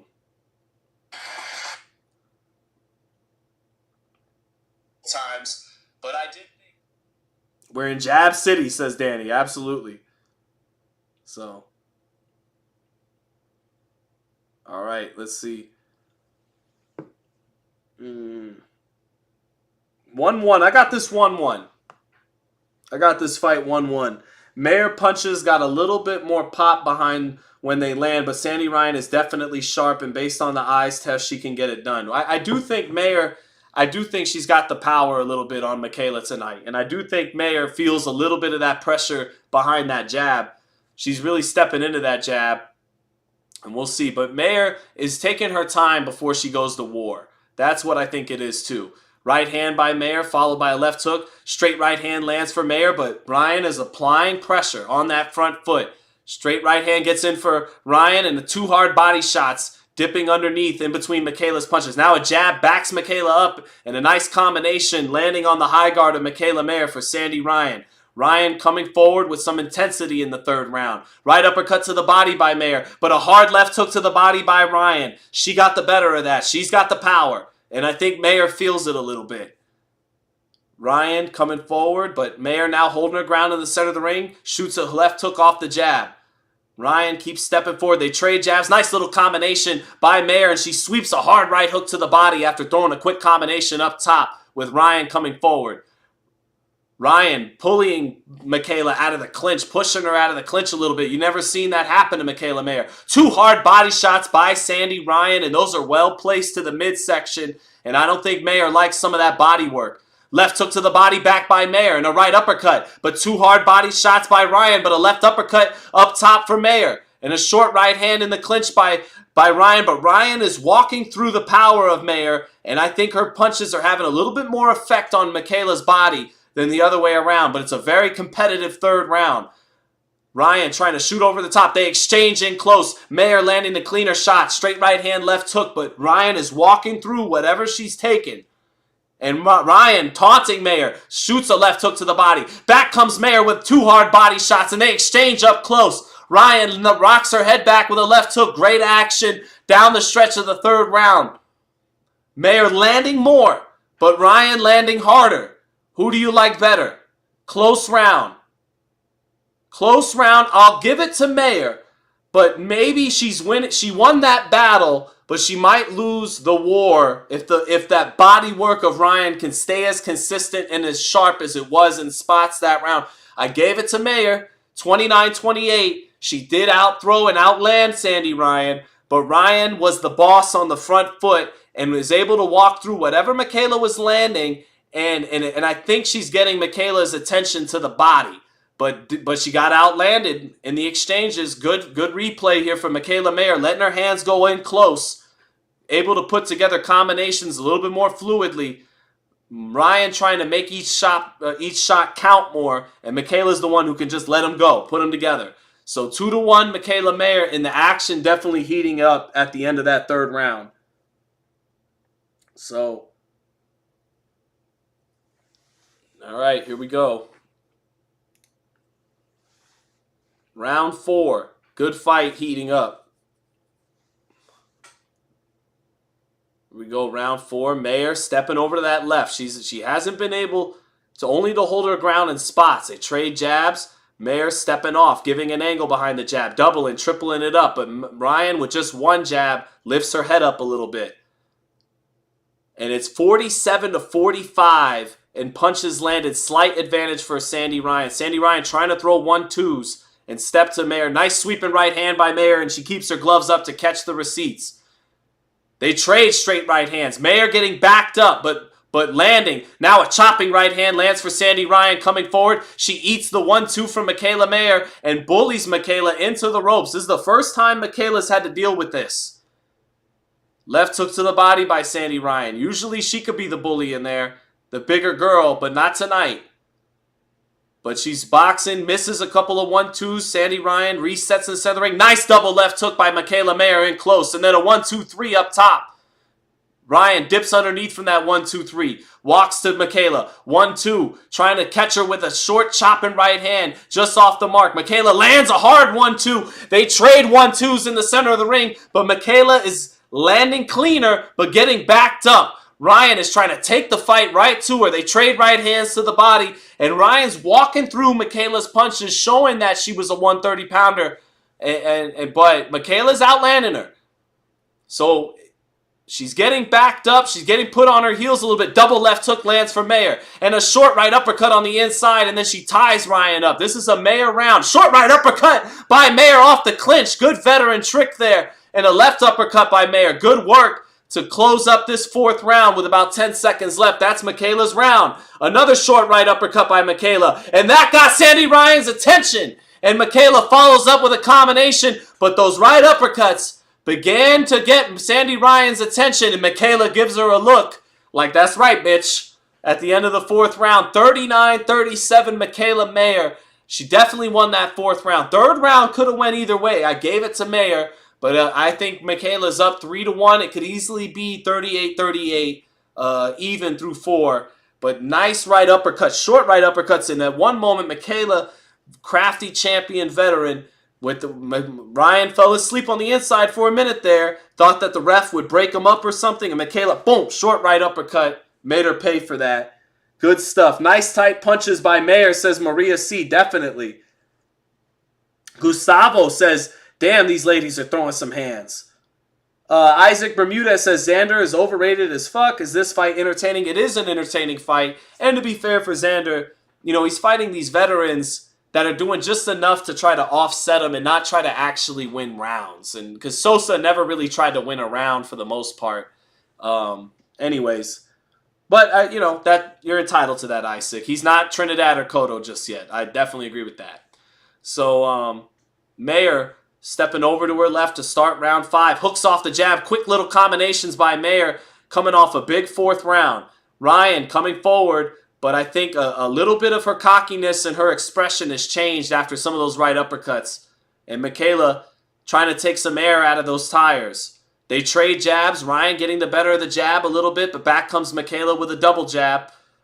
Oh, nice jab by Mikaela. Walked Ryan into it. Boom, catch and shoot. Caught her jab and knocked her head up with it. Nice little short left hook by Ryan, but Mikaela out-hustles her as they both go to the body in combinations, and Mikaela punctuates the exchange, getting off last. Mikaela keeps stepping over to that left, working that jab, being consistent with it, stepping to her left. Not staying in front of Ryan, but giving an angle to the left. Nice little short right hand, left hook by Mayer, and Ryan clinches her up. And ESPN has it the same score I have it, 39-37 for Mayer. Mayer, short left hook, drops the lead hand down and chops with that left hook. A little bit of a check hook landed. Nice jab to the body by Mayer. Ryan still coming forward. Nice straight right hand by Ryan, but Mayer rolling it a little bit and shaking her head. Nope. And Mayer starting to get in the groove a little bit. Ryan is still coming forward, still touching her with her jab, but Mayer is feeling a little bit of a rhythm here, feeling confident. And Ryan says nothing. You're not landing nothing. But then Mayer follows that up with a double jab. Ryan caught the 1-2-3 and then tried to say you're not landing anything. And Mayer came with a double jab and lifted her head up as if to say, no, I am hitting you. That's my Jim Lampley. Jim would always say as if to say something. But that's it. And Mayer is a little bit more the fluid combination puncher. Ryan loading up a little bit, trying to make her shots count punch for punch. And Mayer is quicker on the draw with the combinations, and that's got her a step ahead of Ryan right now. But this fight is only halfway done, and Mayer does look, like this is taking a toll on her a little bit, round to round, having to move. She hasn't had to move a lot at 130. She was the bully in there. She'd back you up, but against Ryan, she's having to move every round, step to her left. She's taking some jabs on the back foot. Ryan didn't land much to the body that last round, but she did get her good to the body in rounds 3 and 4, even though I scored it for Mayer. So, it's tough sledding from Mikaela Mayer, but I got her in control, a step ahead of Ryan right now, 49-46 or 48-47, either 4-1 or 3-2. And Mikaela, she's got to hold up under the fire and the pressure of Sandy Ryan, and she could be on her way to winning this title. But we've seldom seen her backed up like this.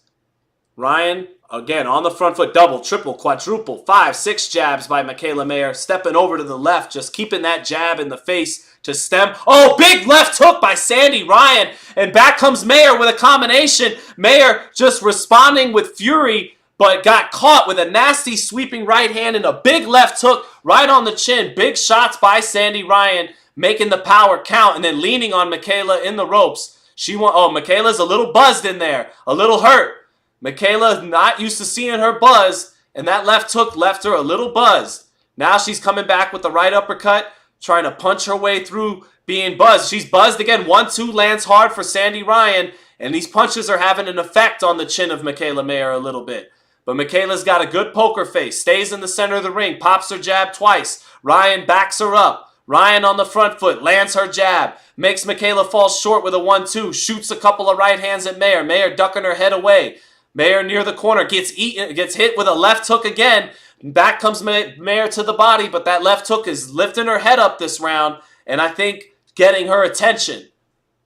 Oh, hard left hook by Ryan again. Ryan doing a good job with the left hook this round in between Mikaela's combinations. Back comes Mikaela with a left hook up top, but she doesn't have the power Ryan has. Short right uppercut by Mayer on the inside in the clinch.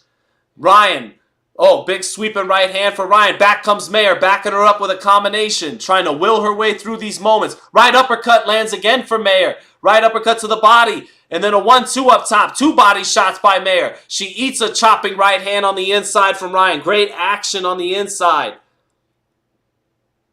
Mayer has responded to some of these clean left hooks with a lot of combinations, but I think it's Sandy Ryan's round.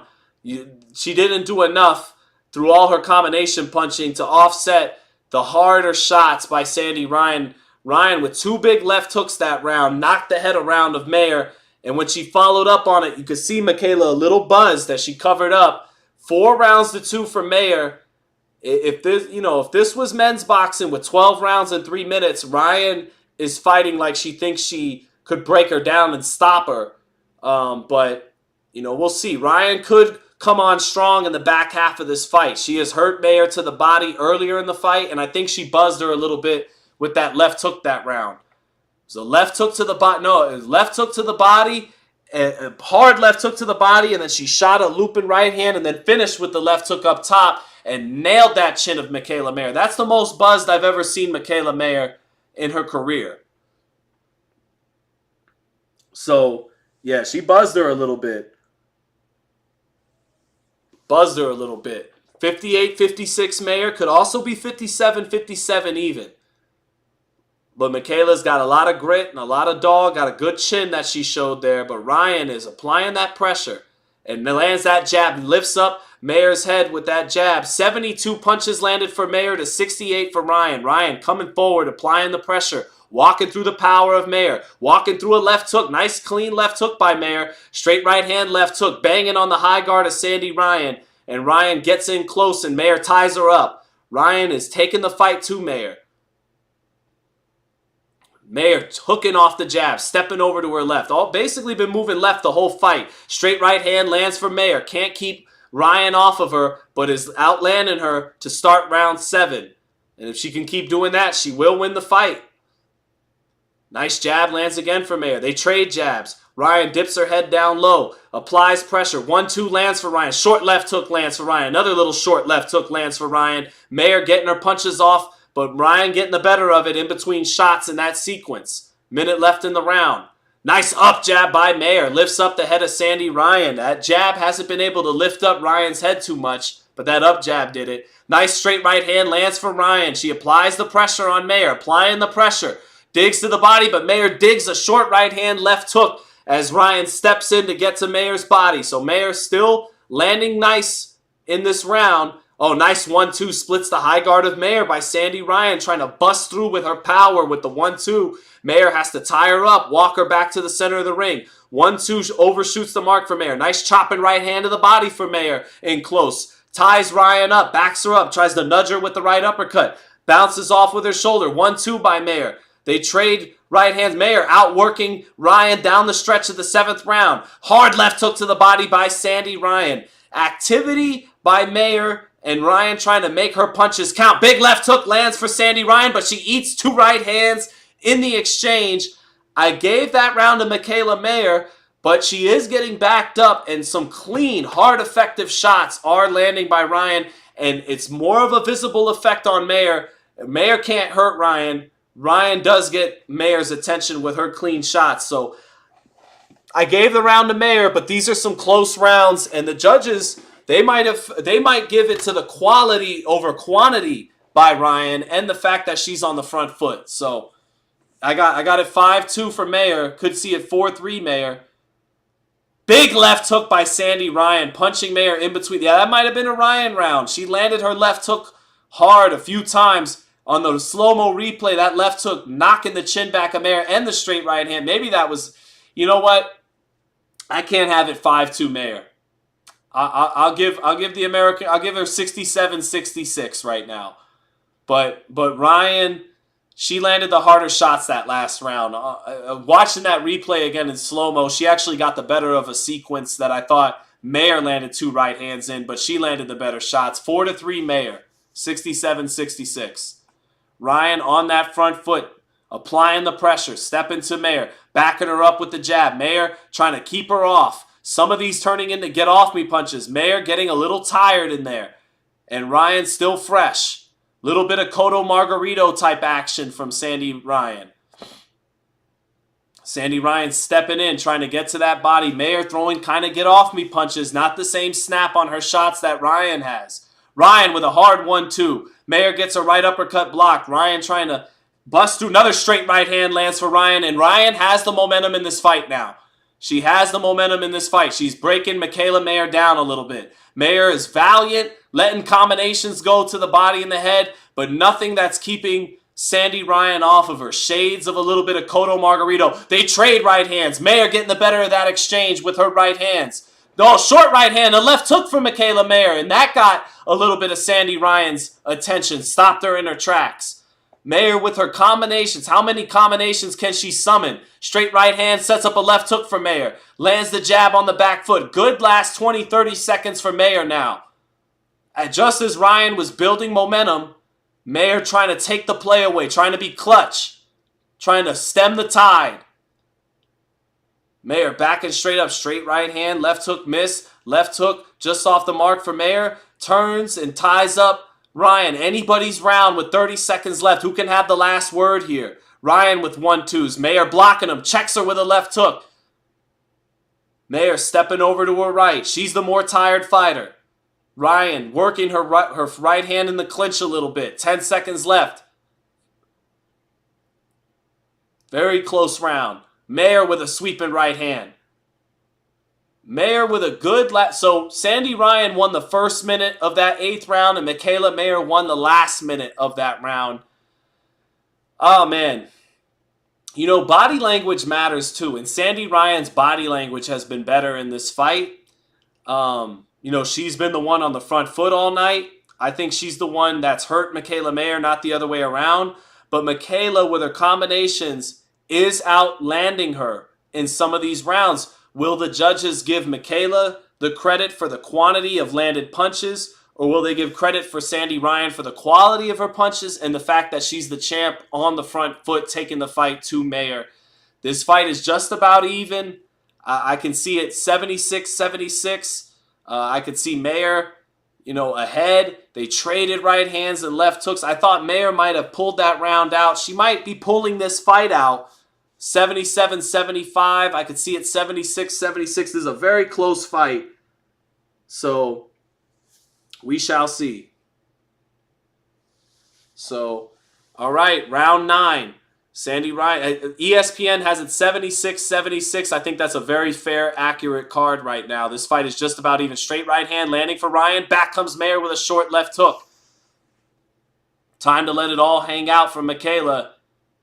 And, oh, short left uppercut lands for Sandy Ryan as Mikaela was trying to set up a right uppercut. She let that right hand leave her chin and ate a short left uppercut. Left hook punching in between Sandy Ryan's punches lands for Mayer, but Mayer getting backed up. They trade.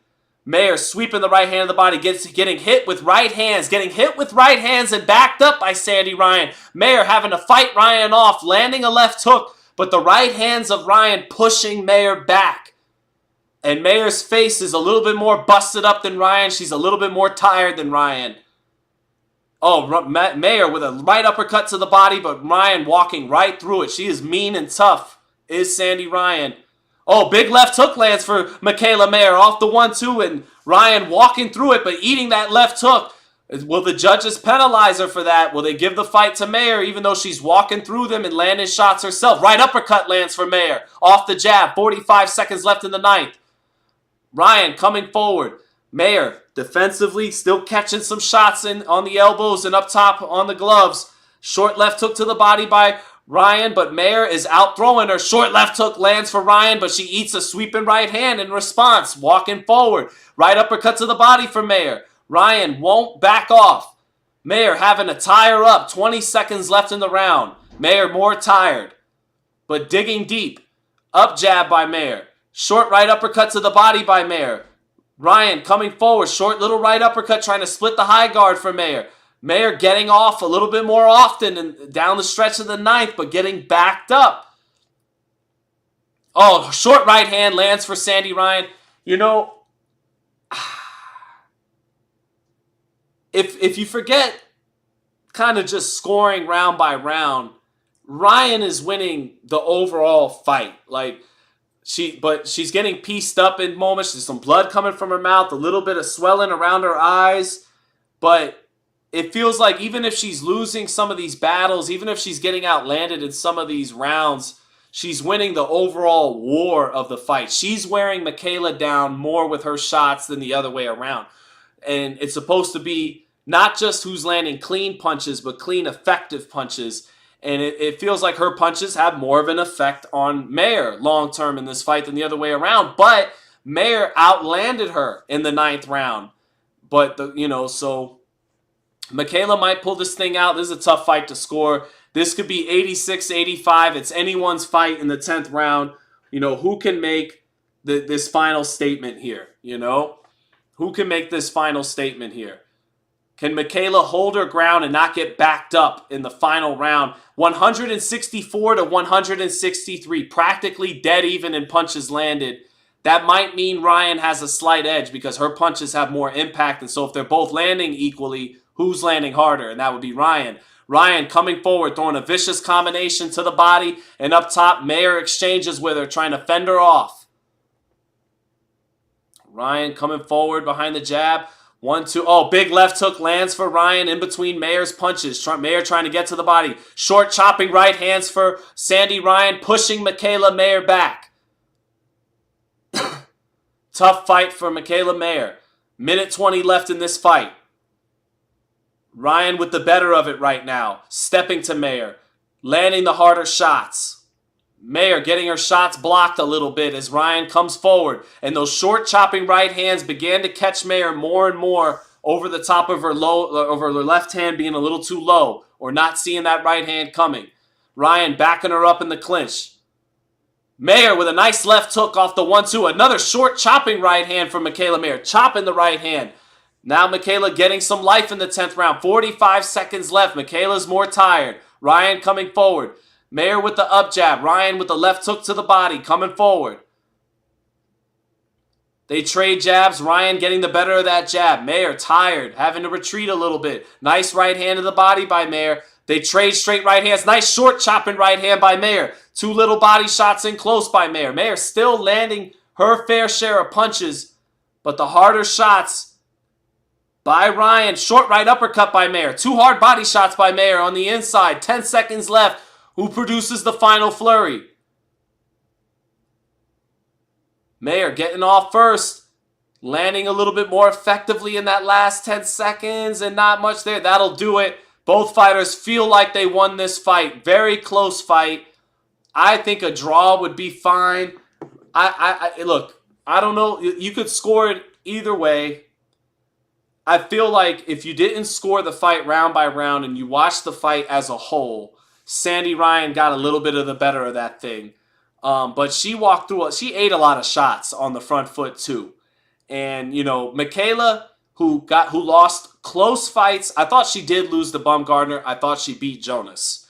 Maybe she's got a close decision coming her way. Maybe a close fight breaks her way. I kind of feel like she might get this because in a close fight, if it's in your backyard with your promoter and your network, you're probably going to get the benefit of the doubt. But I feel like if you just looked at the fight as a whole, not round to round, Sandy Ryan got the better of that war. She landed the harder shots. She pushed Mayer back, and she hurt her a couple times, I think. Buzzed her.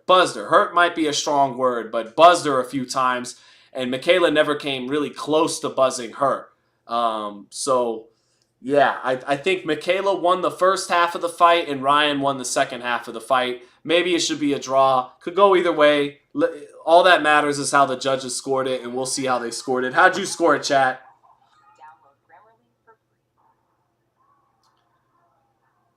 The youth says, what I think of the Carrington fight. What was your card? Close fight. I thought a draw would have been fine.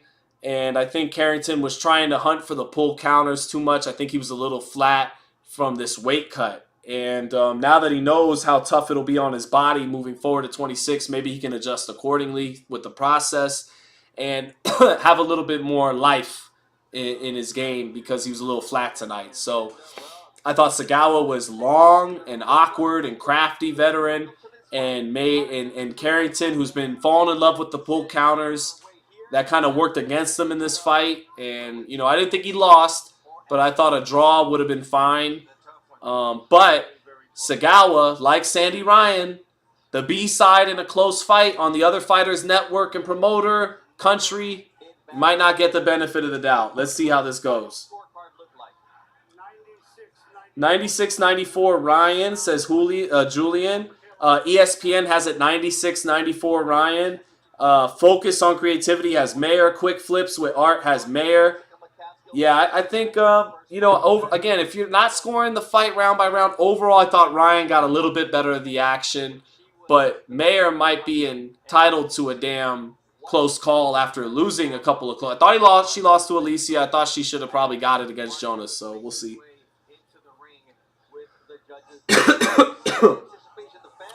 We almost hit 100 at the end of the night. Nice. All right, here we go. Ladies and gentlemen, after 10 rounds here inside the theater at Madison Square Garden, we go to the judges' scorecards for the official decision. Bob Williams scores the bout 95-95. 95-95 on the first card. 97-93. And 96-94. And the new Mikaela. Hey, chat, what'd I say? Very close fight. I actually thought Sandy, not round by round, but over the course of 10 rounds, got a little bit of the better of it, but that's not how fights are scored. They're not scored in one big, you know, thing. They're scored round to round. And Mikaela outlanded her in more rounds than Ryan outlanded her. And if this fight was in Britain, Ryan would still be a champ. But the fight's in America. It was a very close fight that could have went either way. And the fighter fighting in her country on her network with her promoter, she gets the decision. When she fought Natasha Jonas in a close fight with her promoter in her country, Natasha Jonas got the decision. That's how that goes. Great fight. Happy for Mikaela. You know, I've covered her since she turned pro. You know, I keep it real. I thought Sandy got a little bit of the better of that over the long haul of the fight. But round to round, Mikaela did outland her in a number of rounds. So she gets the fight. She gets the decision. You know, good for her. Good for her. So, happy for Mikaela. Chat, man, it's been a long live. I'm ready to go chill with the wife. Is there anything you guys want me to touch on before I get up out of here? Thank you, everybody. Almost 100 of you rocked with us on a Friday night. God bless you all. Thank you. So let me hear what Mikaela's saying. And if there's any other boxing topics you guys want before I get out of here, let it rip. Exactly what I did. Picked it up halfway through the fight like I always do. I always turn on that second half of the fight. And she just couldn't handle my timing. So, couldn't handle your timing. I like that. I'm just glad I got the right decision this time. Right. Have you ever been tested physically like that? She's probably definitely the strongest person I've ever boxed. Mikaela calls her the strongest she ever boxed. But you can feel it in her body, you know, trying to push me around the ring. But Mikaela outlanded her 186 to 185. still beat straight. It looked like she closed the distance in the second half of the fight. With some really hard shots. Mo reacts. Thank you, brother. Says keep up the great work, bro. Thank you, Mo. Jamaica Clark says thank you. Thank you, Jamaica, for jumping in the chat. Joseph, good night to you. The youth, thank you, brother. I will enjoy my night. You as well. Maria, God bless you. Thanks for being in the chat as always. Marvin Began said thank you for the fight commentary. Thank you, Marvin, for hopping in the chat. Thank you, guys. One thing I just finishing Mikaela, hearing what she has to say, and then again, if anyone has any boxing stuff, otherwise we'll call it a night. And I gotta get back on my lives. That's usually on these lives we'd have a couple hundred people, but I killed my momentum by being not consistent on the channel. So I thank you guys who did show up tonight. And I do think now this is your best weight. This fight was a classic. What do you want to do now? I want to finish what I started and go undisputed. You know, I came this close at lightweight, but my body outgrew that weight. So. I'm comfortable now. I feel like I'm stronger than ever, still in my prime, as you can see. So I'm coming for the other champions.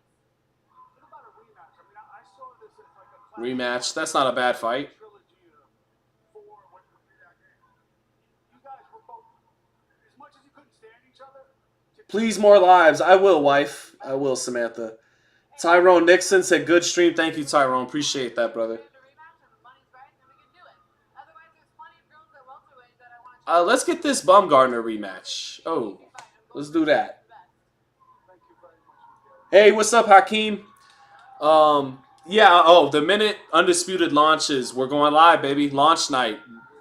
Keep it locked in here. We're going to have some great gameplay. I got to play some of the developers at the launch party for Canelo Fight Week. Held my own, won some fights, lost some fights, went 500 against the guys that are some of the best in the world at the game. So I feel like our gameplay is going to be at a pretty good and high level on launch night, man. Sandy Ryan saying she's disappointed. If I'm her, I think I won the fight. You know I got outlanded by a slim margin. Not like I got outlanded 2-1. I backed the other girl up. I hurt her a couple times in my mind, and, you know, I feel like I did enough to walk out of here with my belt still, but close fight. Can we get a real-life Scooby-Doo movie with you as Shaggy Sean? If they're paying, absolutely. Absolutely. Zoinks. I gotta be honest, I've never been a fan of the Shaggy comparisons, but if I do have long hair and a scruffy beard sometimes and a 5 o'clock shadow, and I am kind of a stoner, so I can't be that mad at it. It's not coming from nowhere. So, yeah. But all right, chat. Looks like that's about it for tonight. God bless everybody. Keep it locked in on the channel. I'll be going live more. I'll get back into it. Been covering the NFL. I covered the Raiders Sunday against the Browns. Check out Vegas Sports Today if you're into the Raiders. That's my other channel where I do all my NFL coverage. And yeah, man, I gotta step my game back up for all of you guys. And thanks everyone tonight for joining in the live.